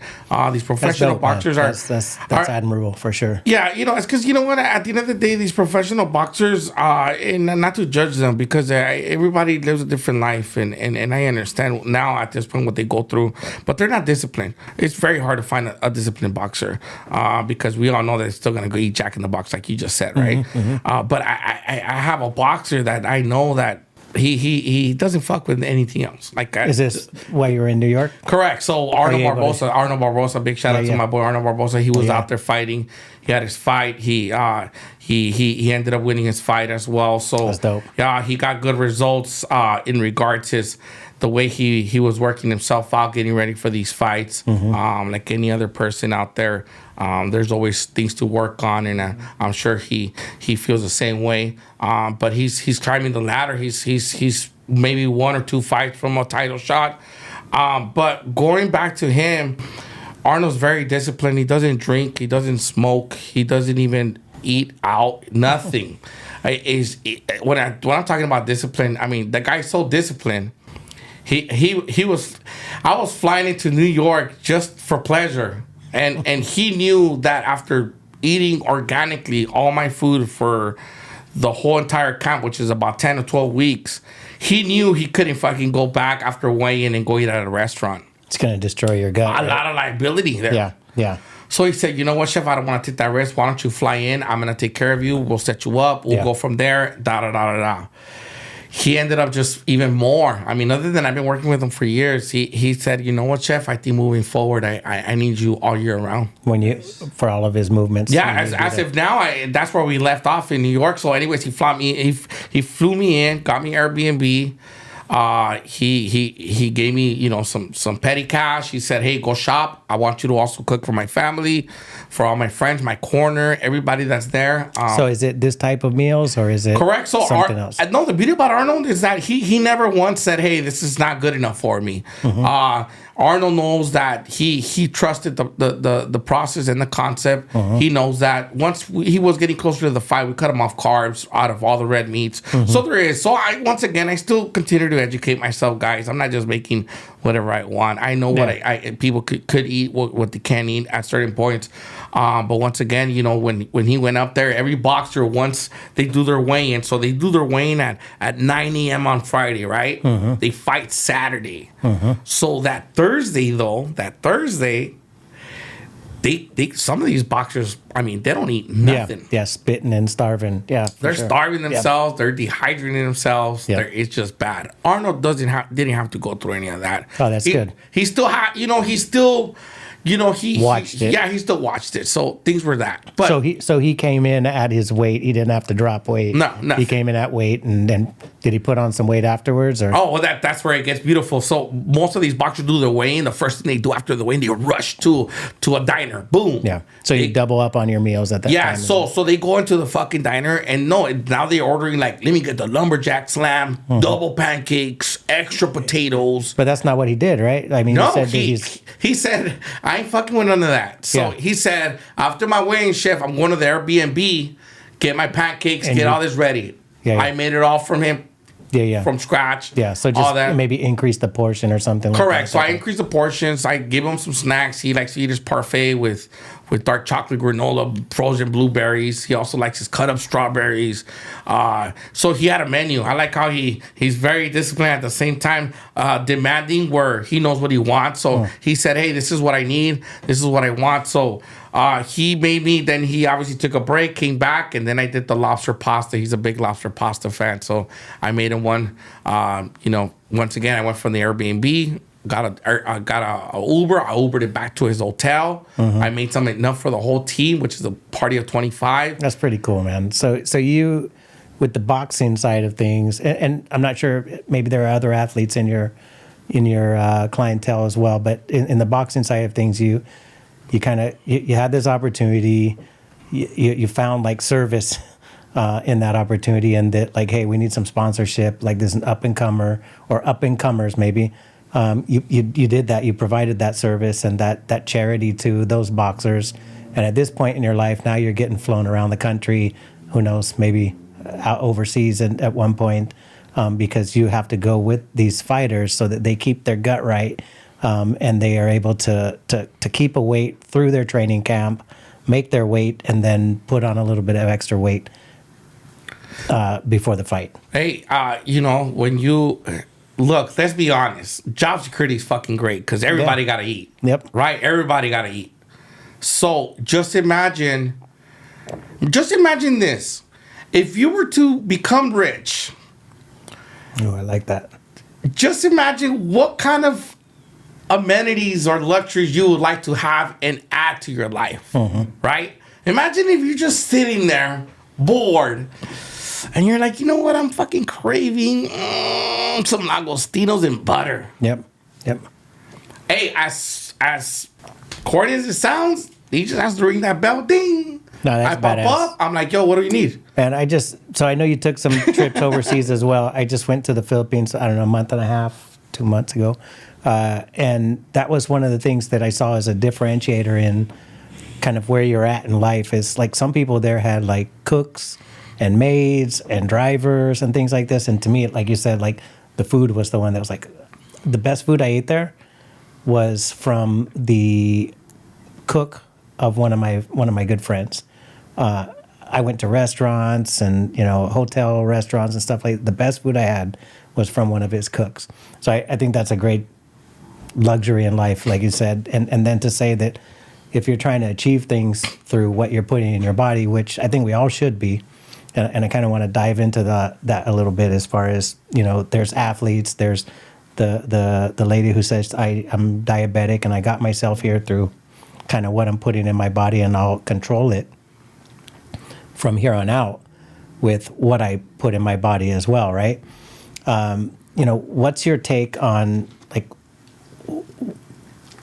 what's the main direction if you had to say like the flagship of Saul Lopez, like with this side of things of being an executive chef cook for the folks that are involved in your meal prep program to those that are asking you to come with them through camps? Like, what's your main objective through your talent here? You know what? I'm yet to talk about this part, but other than I'm also an investor, I'm also a chef consultant. So I think I'm not really just setting on the meal preps. Meal preps are my bread and butter. That's my source of income. And I'll be honest, even with that, I could live really good, even if that's all I did. With that being said, you got to remember that the same people that I feed these meal preps to, they have events coming up in their life as well. Yep. The husband's birthday's coming up and all that. So then I get hired to start working with the butters, the heavy creams, the cheeses. So I'm literally an on-call chef right now. I'm on call. So anybody could call me at any point and bring you on to do events, things like. So I was consulting, but then it was very demanding. So then I was like, I don't want to do consulting. And then I was like, oh wow, I'm an investor, and then becoming an investor takes you away from other things that you want to do. So then you kind of say, hey, you know what? Well, this is maybe I'm a silent investor. Or this is what I want to do. But going back, the meal prep industry, as much as sometimes I just want to let go of it, it's been very hard because I think that this is actually a way to fish people in.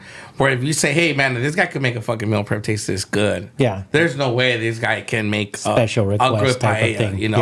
Yeah. So, I mean, I think I can't even answer that question because I think in honest truth and where I'm at right now, I think I'm ready to become a brand. And when I say that, I think Chef Tunes it will become a brand sooner or later. Where I'm a spokesman. I'm a represent a few things. My ultimate goal right now is to host a food festival, for even just at least 500, 1,000 people, where I create 4 different areas, which is like a pit of nothing but pigs buried down there. I want to do a grill pit with like an asado where you do all the grillings. I want to do another pit where you do all the what do they call it? Where you that's zarandeado, where you start cooking fishes that are open all the way on the cages. I want to host a festival. Butterflied out. Correct. Yeah. And then another one, all raw seafood, like oysters, mussels. I want to host a festival. I think that's where I want to go. I want to become a brand where I host You bring events. together everything. Yeah, Correct. And at the same time, with all the people that are part of my social media, there's so many talented chefs out there. So talented, but scared of this industry. Where I think it takes a person like me to bring them in to expose them. Right? Even now, I still fight with a couple of my friends that are so talented. And I'm just like, I feel bad that they're scared, let alone how good they are, their quality. And because they try selling it for the price that they feel that they should sell it, people won't buy because they're not exposed. Yeah. Where versus Chef Tune They're says, not checking market tolerance. correct. If I say, hey, guys, I'm selling, turkey legs, and it comes with a chipotle gravy sauce, and I say I'm gonna sell 50. I think I could sell those 50 within 2 hours in my social media. I'm yet to try doing that, but I know I could sell them versus somebody that tries doing that on their own. Yeah. So if you look at it, I pretty much have sold my So you want to be a identity. bridge that gets things started, kind of a catapult for some of these up and comers or those that it kind of pries at my heart to ask the question, talent. And maybe that's where you come in. So somebody said to you a long time ago, like, you got to know the P&L, you got to know the balance sheet, you got to know the cash flow, and that's real. Like, you want to run a business, right? And I think I said it in one of our previous episodes. It's like a business is not a bank account. So it does take some knowledge there, right? And for those that have the talent, I think about maybe the music industry, the sports industry, the entertainment industry as a whole. There are like agents, right? Is that what I'm hearing? Is that you kind of want to be that agent that ushers people in, maybe give them a platform, a system behind profit and loss, behind the business makings of things, or is it more of the exposure? No, you know what? I think at the end of the day, I hope saying the hipsters is not offensive because I look up to them. The hipsters have changed everything in California. Now there's pop-ups and they sell one thing, 3 different ways, and that's it. Yep. And I have a great friend too, Arturo Concha. He's a great. I've been working with this guy. This guy has a lot of businesses. He owns a bunch of Tempo Cantinas and LA That's right Taquerias. down here, Yeah, right? correct. He has a bunch of stuff. He has Lock and Key now in Downey.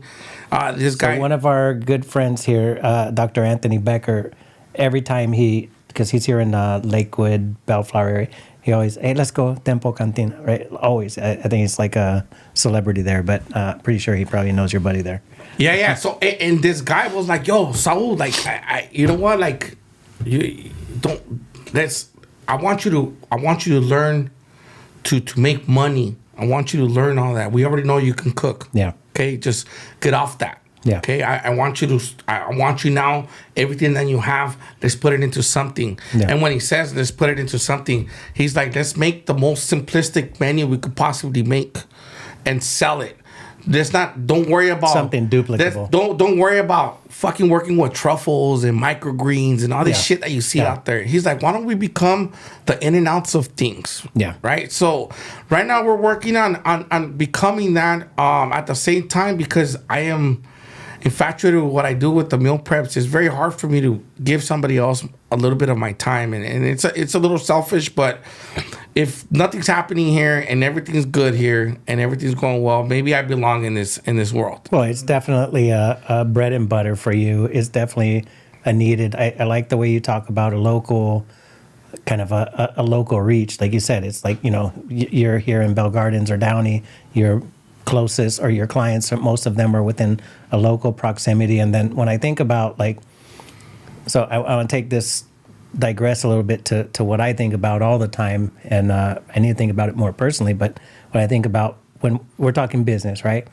I think about like public health, and it's like, well, that local community, 50 people within a local proximity of you, you're helping them to manage a diet that, if they actually are disciplined enough to eat that, not the in and outs and the Jack in the Box in between, at least outside of moderation, that they're going to manage their wellness better. They're going to manage their diabetes better. They're going to manage their boxing or their athletic nutritional requirements better, right? So when we think about things like type 2 diabetes and hypertension and obesity, we can't really do it from a national sweep. Like, you can't just go like from the White House, like, hey, let's fix diabetes. You know what I'm saying? Like, you can only do it with people like Saul Lopez who, think about the taste of what they're creating, and then the nutritional value, because on the other end, what matters to people most? Like, when they're putting that in their mouth, I'm asking you, like, what matters most? How much nutrition is in it, or how it tastes? How it tastes, because everybody still texts me say, "Yo, are you sure these are 500 calorie meals? Because this tastes so good." And that's where I tell them, hey, listen, you could Google anything you want and you'll get the answer before you could ask me. And it is. And just to share another thing, right now I'm fighting to take over my daughter's school lunch program. That's crazy, dude, man. I'm like everywhere right now. And to be honest, I'm everywhere right now because all this falls into Monday to Friday. And it falls into the same program of what I'm working with right now. Yeah. Right? My daughter's school's not that big, so it's about 400 students. Their lunch programs, it could be better. That's cool, man. So so just so you know, I take my daughter lunch every day to school. I put it on this plate, put a lid on. So my daughter's been getting school lunch from me every day. So the lady said, how does she feel about the meals? You know what? Can you believe my daughter's like, yo, Dad, Can you just pay for the lunch program? I want to eat like my friends do. I'm like, that's kind of what I expected. I mean, kids are like that, right? They just want to like fall in. Correct. But little does she know that some of the times that like I tell her, well, you like to eat Chick-fil-A still and all that stuff. You're gonna have to have a balance, Melina. You can't eat like that all the time. And she's open to it. So sometimes I even give her the ultimatum, like, hey, what do you want? You want me to make a chicken and rice, or you want me to take you to In-N-Out? And I'm hoping she's saying In-N-Out because I'm like tired of the day, right? She's like, oh, no, I'll take the chicken and rice. I'm like, fuck. So it just thinking about it. And just now, I have a couple of her classmates that are getting the lunch that Melina gets. They're getting it too. So I'm trying it out right now. Yeah, I've been feeding a little girl that's in my daughter's class. I don't know if you know, like, maybe you realize how powerful that is, but like, so going back to public health, so African Americans, Hispanic, Latino, Chicano, like the highest incidence of things like obesity, type 2 diabetes, and high blood pressure, and it starts like that. You know what I mean? Like, it starts in the environment, right? So that's huge that you're teaching this to your daughter. In a way that like you can, I mean, you're preparing meals based off nutritional consideration, and I know you're not like only sticking to that, at least according to your Instagram, because again, like some of the things that I really want to check out are like, I want to know where you go, like where's the go-to for you, and I don't know if you want to share those sort of things, but I see it quite often. You stop at trucks and things like this, and it's like, everybody knows that's the best. Like the trucks are the best, right? So what can you share with us about being bad? We'll call it being bad, or I don't know if it's being bad. What do you think? No, you know what? Everybody always says that. And you know what, guys, just for the record, because I sell the meals, I need to be skinnier. That's bullshit. That's bullshit. I'm going to tell you why. I'm 40 years old. There's a six-pack in there somewhere. It's a six-pack of Stella's in the back. Anyways, I mean, guys, look, this is life, right? Why live a life and torture yourself? Right? Other than I say this is a sustainable program, I think I could vouch right now for 10 people on my program that have been with me over a year. Over a year for sure. And I want to say 3 of them have been with me for 4 years. Right? And when I say that, I even tell those people, can you please take a break from me? I need you to take a break. because there's no way you're gonna keep eating like this. But you know what those people tell me? They're like, no, chef, it's not just your food. We still eat out. We still do our things. Your food helps me feel better. And a lot of the times, I think people try to do something. I'm gonna put this out too, because I want to make this very clear. I see a lot of people drop 10, 15 pounds. They go to the gym, all that. Their weddings coming up, something. Yeah. The week after, Yeah. they fucking gain that weight back. Yeah, yeah.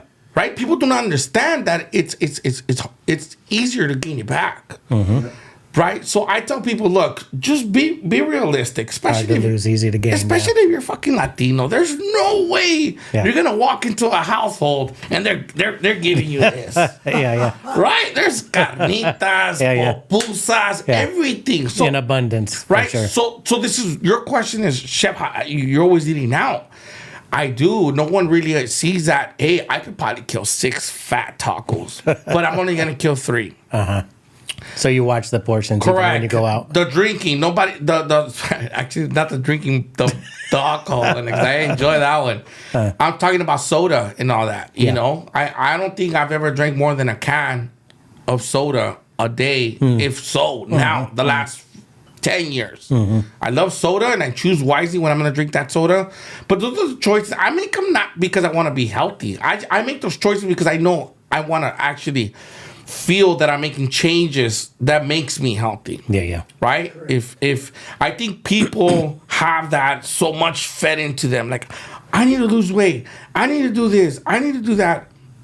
But then again, they can't really just set a goal that's realistic, that's long term. Yep. Right? So once again, I make these meals and then I cook meal prep. So let me give you a scenario of my week. Meal preps: Sunday, Monday, Tuesday. Right? Wednesday, I wake up, wonder who didn't get their meals or who needs some. Wednesday, Thursday is my days off, sort of say. My Friday, Saturday. So then I get to go eat wherever I want, because Friday, Saturday I might have a catering. Okay. And then Sunday, I go back to meal prepping. Yeah. Now, where I want to tell you, the meal preppers, my 50 clients from Sunday to Tuesday, are the same people that are calling me for the weekend for catering. Okay. Okay. Yeah. So it's an ecosystem for you. I'm keeping them healthy, and then I get them fat back on the weekend. Yeah. Oh, that's a great motto. I mean, you think about, and everybody who's creating a business should always think about, you may have a business, right? Like meal prepping, but then there's always peripheral or things around that would tie into that original business or be an opportunity as a result of that original business. And then you can create an ecosystem, right? So like people have to eat, right? I know at one point you actually gave me like little snacks and shit. Like it wasn't just like full meal prep. It was like little snacks and stuff. That was like, okay, in between these, here's all you should eat, right? So it's like a gym that says, here, come in here and lift weights, but we'll also sell you some blah, blah, blah, blah, blah, fill in the blanks. Apparel, supplements, personal training, a tan, a massage, right? So that's an ecosystem now, right? And your ecosystem is like, again, people need to eat. Correct. Yeah. And you got to remember that every business has to worry about liability. Me providing snacks was a huge liability for me. Also, I want to point this out just so everyone knows, I meal prep twice a week. There's no way I could believe that cooking on Sunday that's gonna for Friday. No, that's a huge liability. Anybody's gonna say, "Yo, I got food poisoning, bro. It's 5 days old." Let alone mental wise, opening a meal that you knew you got on Sunday for Friday. I think maybe this is why, once again, due to the fact that I keep my pricing very low, I have long-term commitments. And this is why I'm where I'm at. And I don't want to say I'm successful, because I'm not even done where I want. All I want to say is that at least, with that being said, I've been relevant to this meal prep industry for a very long time. And I've seen a lot of big companies go down, and I've seen a lot of people go. And I'm gonna be honest with you, COVID was probably the best thing that happened in my career. That's over and over. We hear that. from Correct, and different and, businesses. and I'm not. And once again, I'm very sympathetic. If people heard COVID and they went to family and health, I once again here, this is what I do for a living. So there's no way you can't think that I wasn't helping the situation. Yep. But I'm just letting you know that COVID was probably the best thing that happened in my career. Yeah. And I've seen a lot of people. Man, whatever happened to those people in COVID? Everybody was selling something. Yeah. All of a sudden, fucking COVID ended. Yep. These nice checks started coming in. Now nobody sells shit. Yep. Right? You're right. Yeah. So yeah, I took advantage of it. I hear people, social media.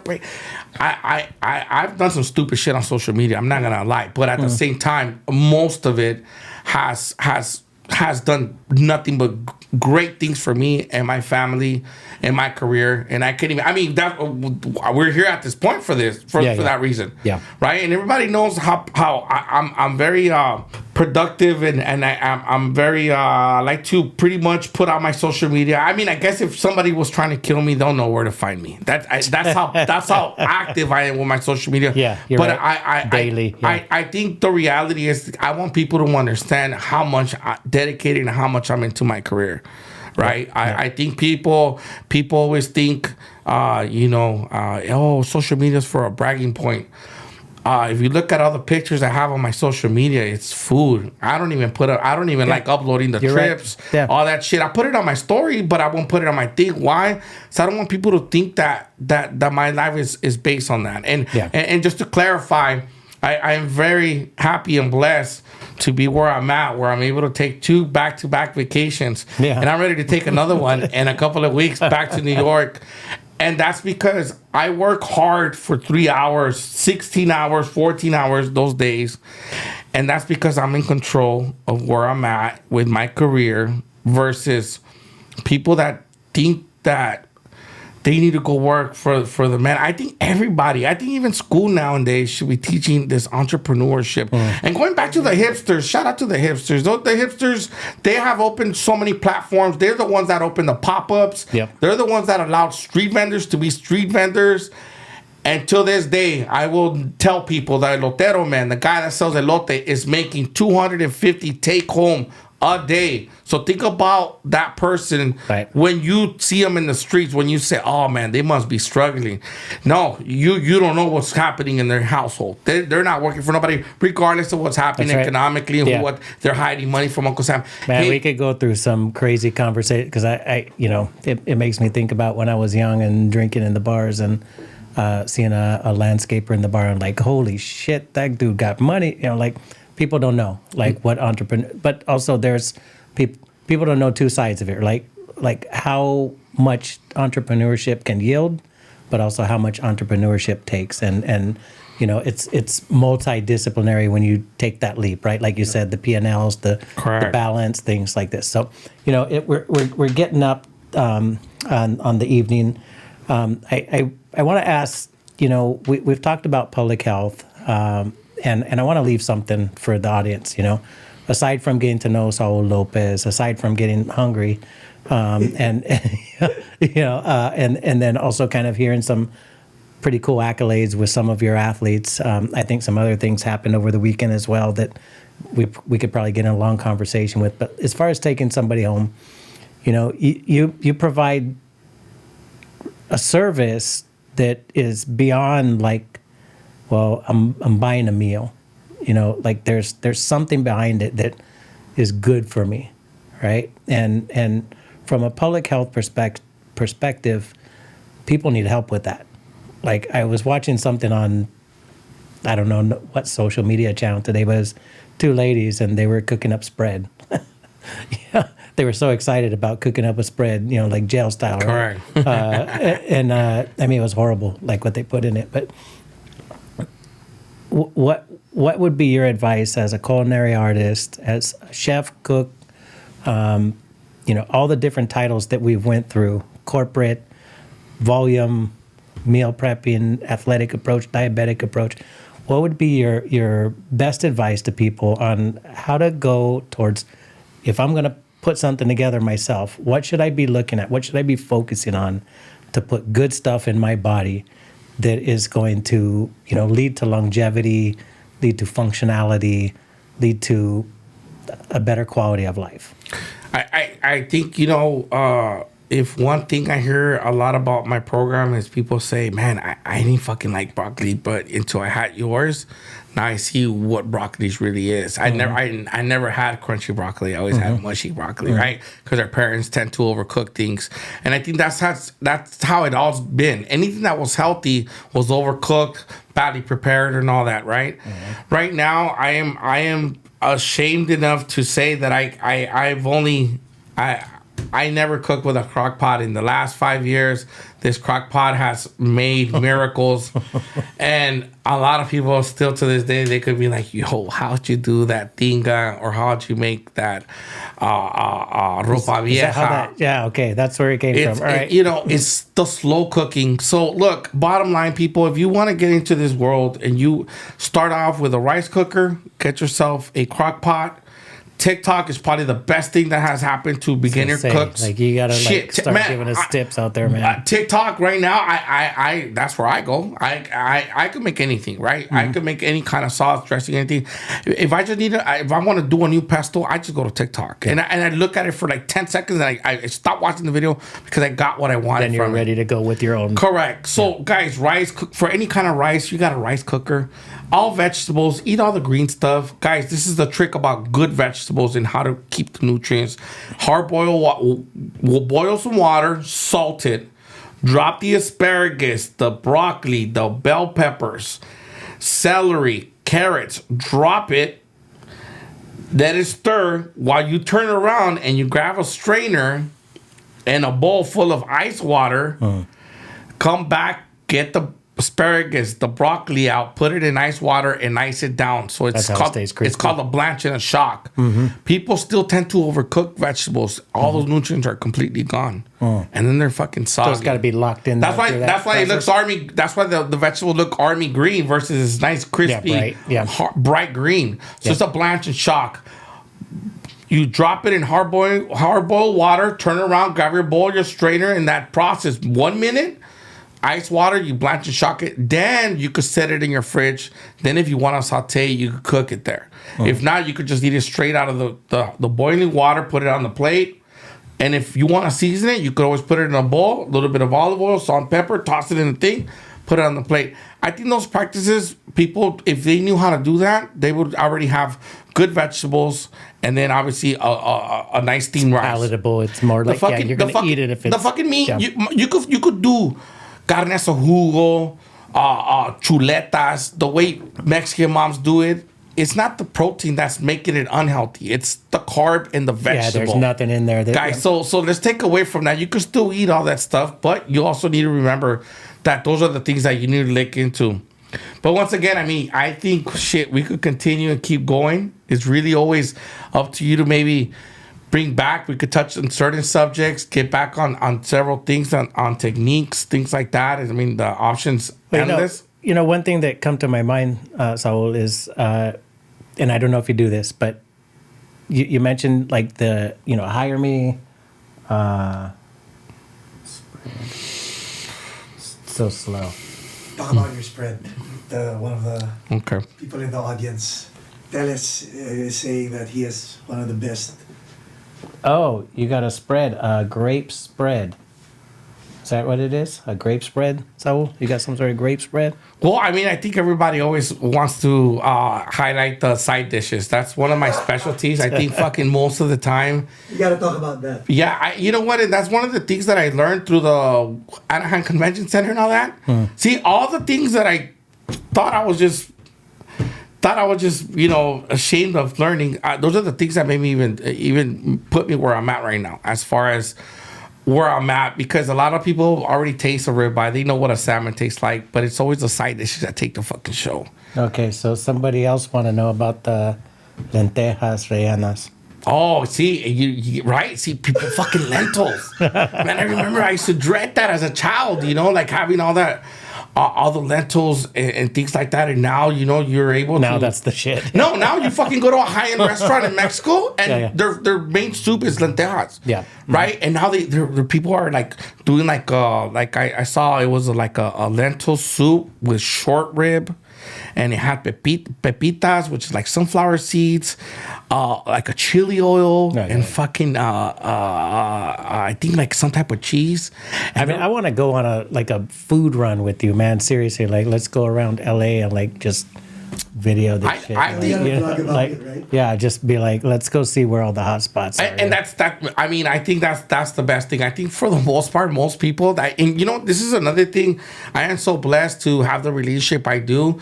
I've had the same phone number for 23 years, man. And to this fucking day, I'll have somebody text me from Ohio, Chef. It's me, Softy. I'm flying into California. That's a piece of advice right there, man, is like never let your phone number go. I won't tell the whole story, but I let my one that I had forever go. And somebody had told me just like probably months before this, like never let it, this is one of those things for your career. Keep the same number. I had an event that I ended up having to change my number.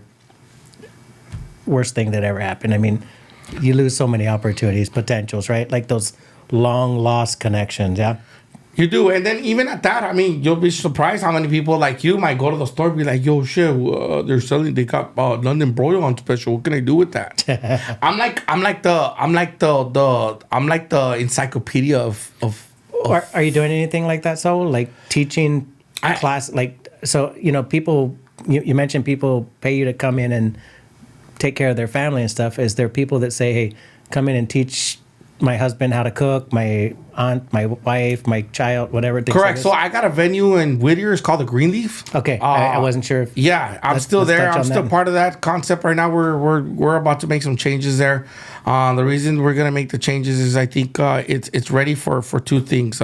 For one, to host on a higher scale, meaning that the kitchen that's there right now it needs to be transformed to more of an industrial style of kitchen. Okay. At the same time, the kitchen that they do have right now, I think before they had a cooking class, but it's more of a cooking class for 10 people, and it's an audience. Yeah. So what I think we want to do is kind of turn it into something else where you could bring a party like that and at the same time have the guests do the exhibition and all this, because I do get a lot of that. I get a lot of people that are trying to get into cooking and they want one-on-ones. Actually, I had one of my friends yesterday, Liz, call me and say, "Chef, I want to go to culinary school. What do you suggest?"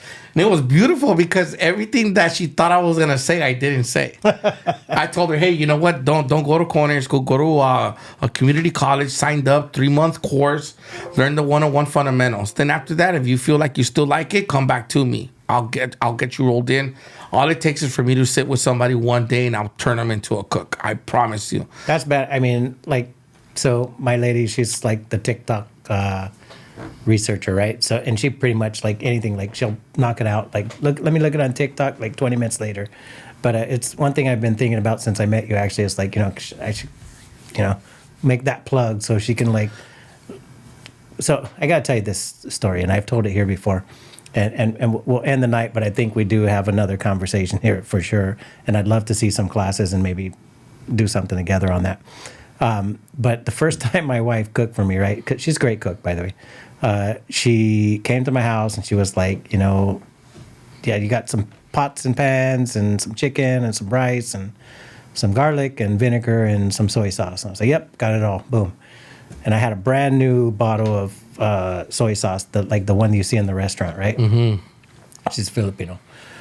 That's an important fact about this story, right? Mm-hmm. So she's like, "Okay, chicken." Boom.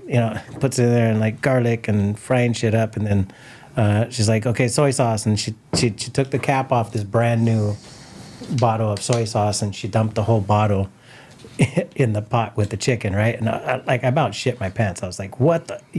And then she goes like, "Do you have more?" So again, she cooks really good, but I quite often find myself going like, "Are you trying to kill me?" Because she gives me stuff that's super high sodium stuff. Like there's always sweets in the house, stuff like this. So I kind of like to get in my household just a reminder of like you said, you can cook things that are tasty, seasoned, if you will, a certain texture that's going to kind of quench the taste buds, right? And you don't have to kill yourself while doing it. So I'm really interested in that side of what you do. I'd like to learn more about it. I'd like to see more of what you're doing. I think you're blessed in the pathway that you've had up till now, helping people to really maintain their health, to get to their health goals, to stay on track for a little bit and get off track and then come back on track, whatever it might be. I look forward to more meals and to the next time you come. Cheers, sir. Salute. And yeah, once again, before we shut this off and everybody goes home and thinks about In-N-Out, guys, I've been waiting for a day like this. I honestly think that there's more to what I'm talking about right now. And I think physically I could show you that it's going to take a person like me to get people to start cooking more at home. All right. And I think the confidence is very low on people. And I wish I could expose myself with the tools that I started cooking. The tools I started cooking at the kitchens I started cooking. I'm like the Amazon guy that fucking worked in the garage. Okay? I started meal prepping out of the 99-cent store. Oh shit! Wow. And I'm guys. That was the ingredients. I took this 99-cent store shit really, really hard. I live 2 minutes walking from my house. I spend my whole life with Medina there. Every other day we went to the night. We know the people at the 99-cent store so good that I used to offer them rides when they got off their shift to the bus stop. I know them so good because we would go there every other day. Yeah. And I started my career there buying 6 bell peppers. And I got to the point where I had to stop going to the 99-cent store because I could go to Jetro and get the whole case. Where now I was just walking there for fucking That's like goodies. the warehouse that you go to. So I have to thank the 99-cent store for launching my career. Fuck, man, I wish I could get a sponsorship from them because they would Too see late, the man, love. too late. No, I heard they're coming back. 99-cent store, if you're coming back, please come back. But yeah, I appreciate you, brother. Like, I look forward to the next one and definitely more meals. So to sign off here, I guess 2-3 weeks ago, I reached out to you and Paco's like on my ass. Sorry, Paco, I got a little bit of a monologue here, but Paco's on my ass. And not only Paco, like we all know when we're like going through life and we're changing, right? And you're 40, I'm 46.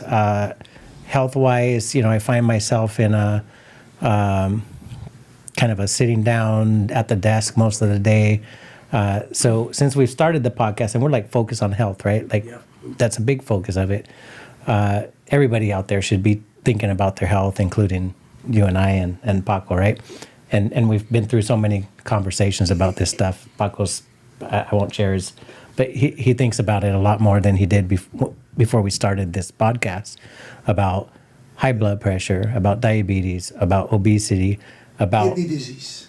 Kidney disease as a result of not paying any attention, being a man, and then going through changes as we get to the 40s, right? It starts to kind of,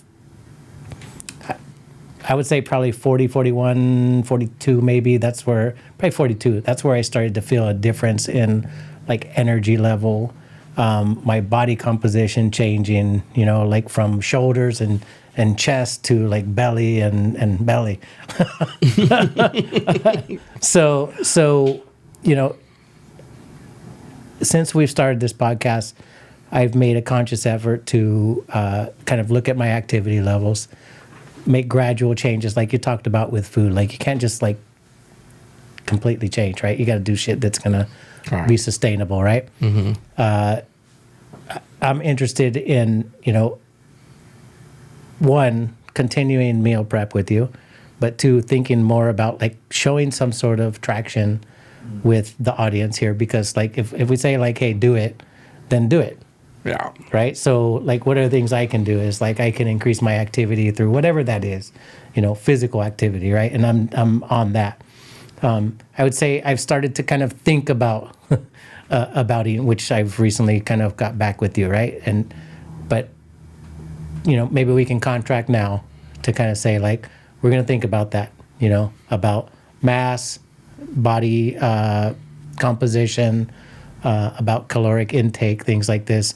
Get back into it, and we can kind of track it through this podcast. Like, hey, I'll share some metrics, and I'll come up with those with the audience, with Paco, with you. Like, this is what I'm going to go shoot for.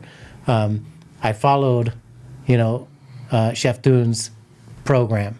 I followed what I said to you guys. I'm going to do, I don't know, what is it, 10,000 steps a day, and then maybe I'll set out kind of a more of a purposeful fitness routine, right?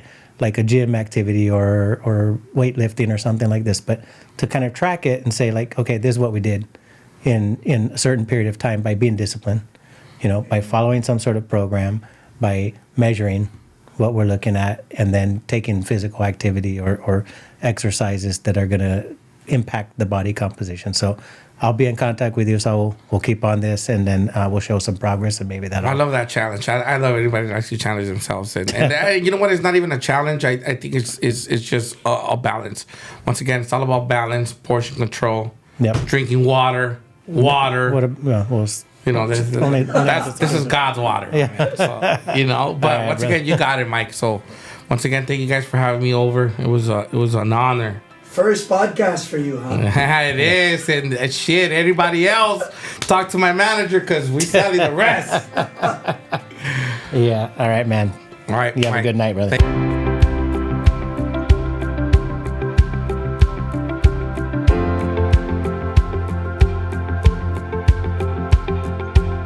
This episode has been brought to you by Dialysis Education Services.